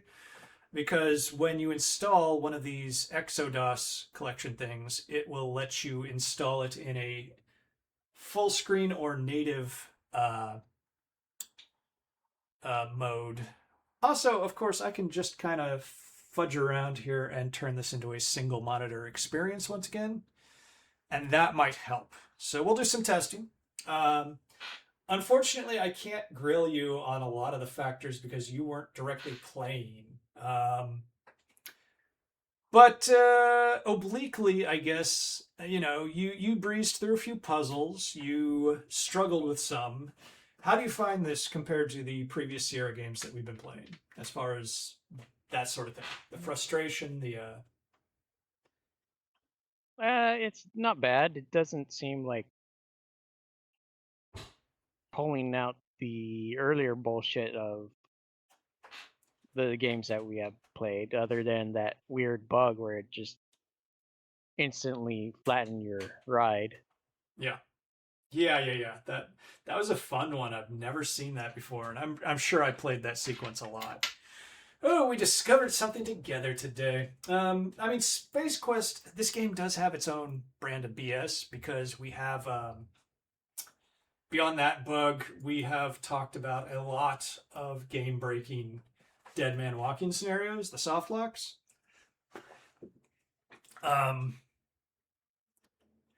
I'm always a little cautious about how much I criticize those. I don't like them.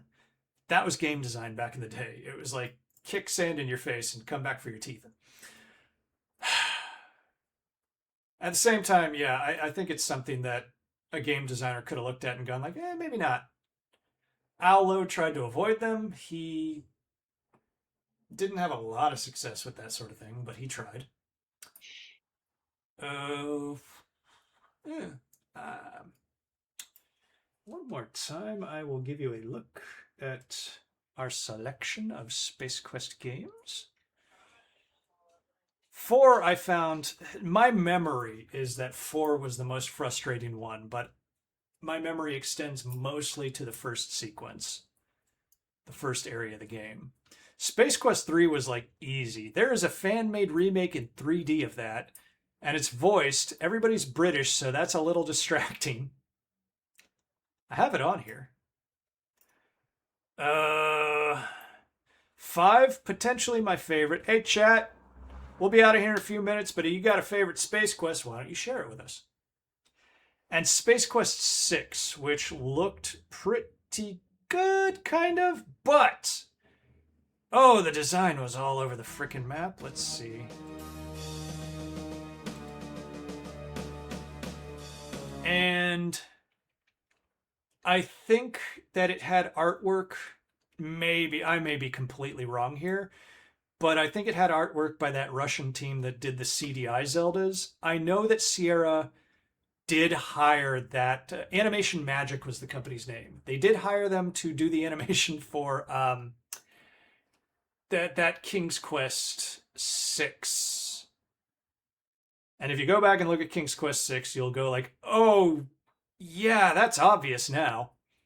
They might have also done Leisure Suit Larry 7, but I can't say that for certain. Because 7 bordered on having highly competent but still kind of squiggly animation. I don't think they did Space Quest 6, honestly. Space Quest 6 looks a little too competent. Then again, who knows? At the time, Space Quest 6 looked amazing. Now I'm noticing the dithering a lot more.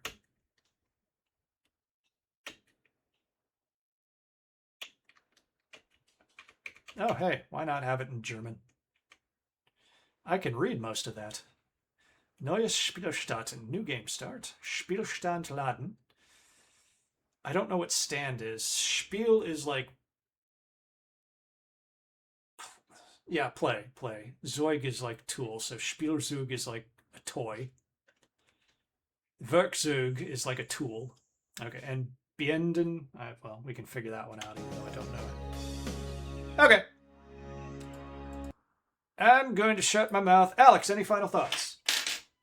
Couple of new chats from... oh yeah, let's hear it. I can actually click over now and see it myself. yeah. Okay. This is awesome. Ribbon, hey, thank you. I believe you're a first-time commenter. Welcome aboard. Every Saturday, I try to aim for like a 2 or 2:30 start, but frequently my bad planning makes it later. Should we put Alex through Buck Rogers' Countdown to Doomsday? Yes. I have never seen Alex play a classic RPG. I know that Alex loves like the 32-bit era RPGs. Alex, like you're big on Final Fantasy VII, that sort of thing, right? I never cared for 7. Really? Okay. That's a false memory then from when we were working at the store. I like the other ones. The Crisis Core was not too bad. I never got to finish it. I think I got halfway through. The what everyone was there. The hold on one second. David Alexander, I just saw there's an IV5 fan game with a 5 mod with voice.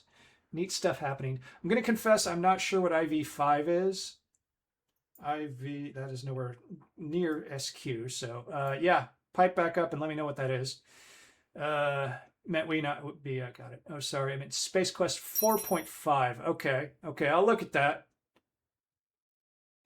Because what we got here, back on the scene, if you weren't here earlier, is Space Quest The Lost Chapter, which is between 2 and 3, and it is an old-style 16 color with surprisingly good graphics, but some of the worst IBM PC beeper sounds that I've ever heard.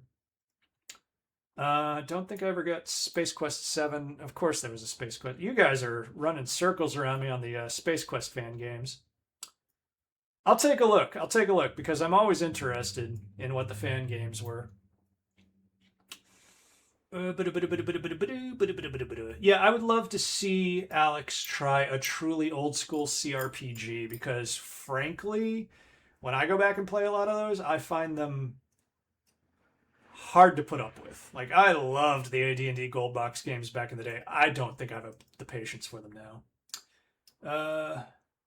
Yeah, Space Quest. Okay, so Space Quest fan stuff is like a fascinating ecosystem because there's a lot of covers of the Space Quest theme. Like I've been saying, I think it's one of Sierra's first truly catchy original themes that just kind of gets in your head. It's very John Williams inspired, very here, very there. But shockingly, most of the covers, like almost all of the covers of the Space Quest themes I've heard, are all like metal. There's not much variety out there, but you can hear a dozen metal covers if you just go on YouTube. There was only 6. Okay. One of the fun things in Space Quest 4, you can actually revisit part of Space Quest 3. Yes, you can visit Space Quest 3, Space Quest 12, I want to say. It really played with the joke of the time jumping. Okay. So you asked about Space Quest 6, then where the hell did my OBS control panel go? And I'm going to show you, I've mentioned this to you so many times. This is Exodos. Exodos is a collection of DOS games. It's a big investment in your hard drive space, I'll say that. But this is the finest way, besides if they got the Sierra collections on various platforms, so you can buy it through Steam, you can do stuff like that. Essentially, Exodos does most of the work for you. So I'm looking at the main view here, and it is just about every damn DOS game that they can find. And what makes it not the, oh, hey, Rise of the Robots. Alex, you're going to see that on 3DO Thursday sometime. You're going to hate me. There is a light installation, which I have here. It saves a lot of space because all it does is give you the metadata, and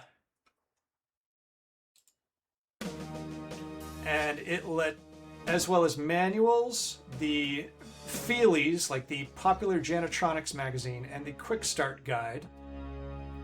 And then, if you want to play the game, you install it. And it will download the files onto your computer at that point. And there are some exceptions where it doesn't work. Some of the games don't work perfectly, but most of the popular ones are already preset up with a DOSBox emulator or even a ScumVM emulator. Okay, stop playing the music. And it does pretty much all of the work for you. So there you go. Exodos, EXODOS. Same with the EXO-IF for interactive fiction. I've been playing the Apple IIGS games off of EXO Apple IIGS or EXO 2GS. All that. You'll do it through other means. Okay. Fair enough. Like I said, I think Space Quest 6 is still available for purchase through GOG and Steam. So there's that. Most of those are set up to work. Got about 12 minutes until my alarm goes off and the cat goes berserk, hits the roof. So I'm going to say, Alex, unless you got any final thoughts? No, but let's see about we getting that project started with. I'm going to make that a priority. Yeah. All right. Marble Madness goes without saying. I'll find a. Yeah. Next week, I've got maybe not next week. Maybe when we start Leisure Suit Larry, I've got a specific way of torturing Alex that's going to be a little bonus. Bought most of these games back in the day, but my boxes got water damage, so I don't feel bad about playing them on Exodos and whatnot. Yeah. I have legally owned these games, so, yeah. I still do buy a lot of vintage games through GOG especially. I am going to go through the Exodos collection and kind of delete out a bunch of stuff that I've either played, It is just a fine vetting tool to relive the childhood and kind of discover things where it's like, oh, I now have a CRPG I can go seek out and potentially buy or things like that. I really am that guy too. But I got 10 minutes. I want to get out there. I got to go to sleep soon. You guys know me. I work the heavy AM shift at the rail yard. So I appreciate you guys coming in. New guys, hey, cool. I'm glad you found us somehow. We'll see you next week. I'm going to aim for 2:30, same time. We will probably stream Fish with our new friend Arthur, who will be doing professional voice acting to help us bring the game to life. But that's going to be early, probably. We're aiming at 11 a.m. and Arthur's schedule is chaos, so you just... whenever it happens, it happens. And yeah, that's it. End mode engage.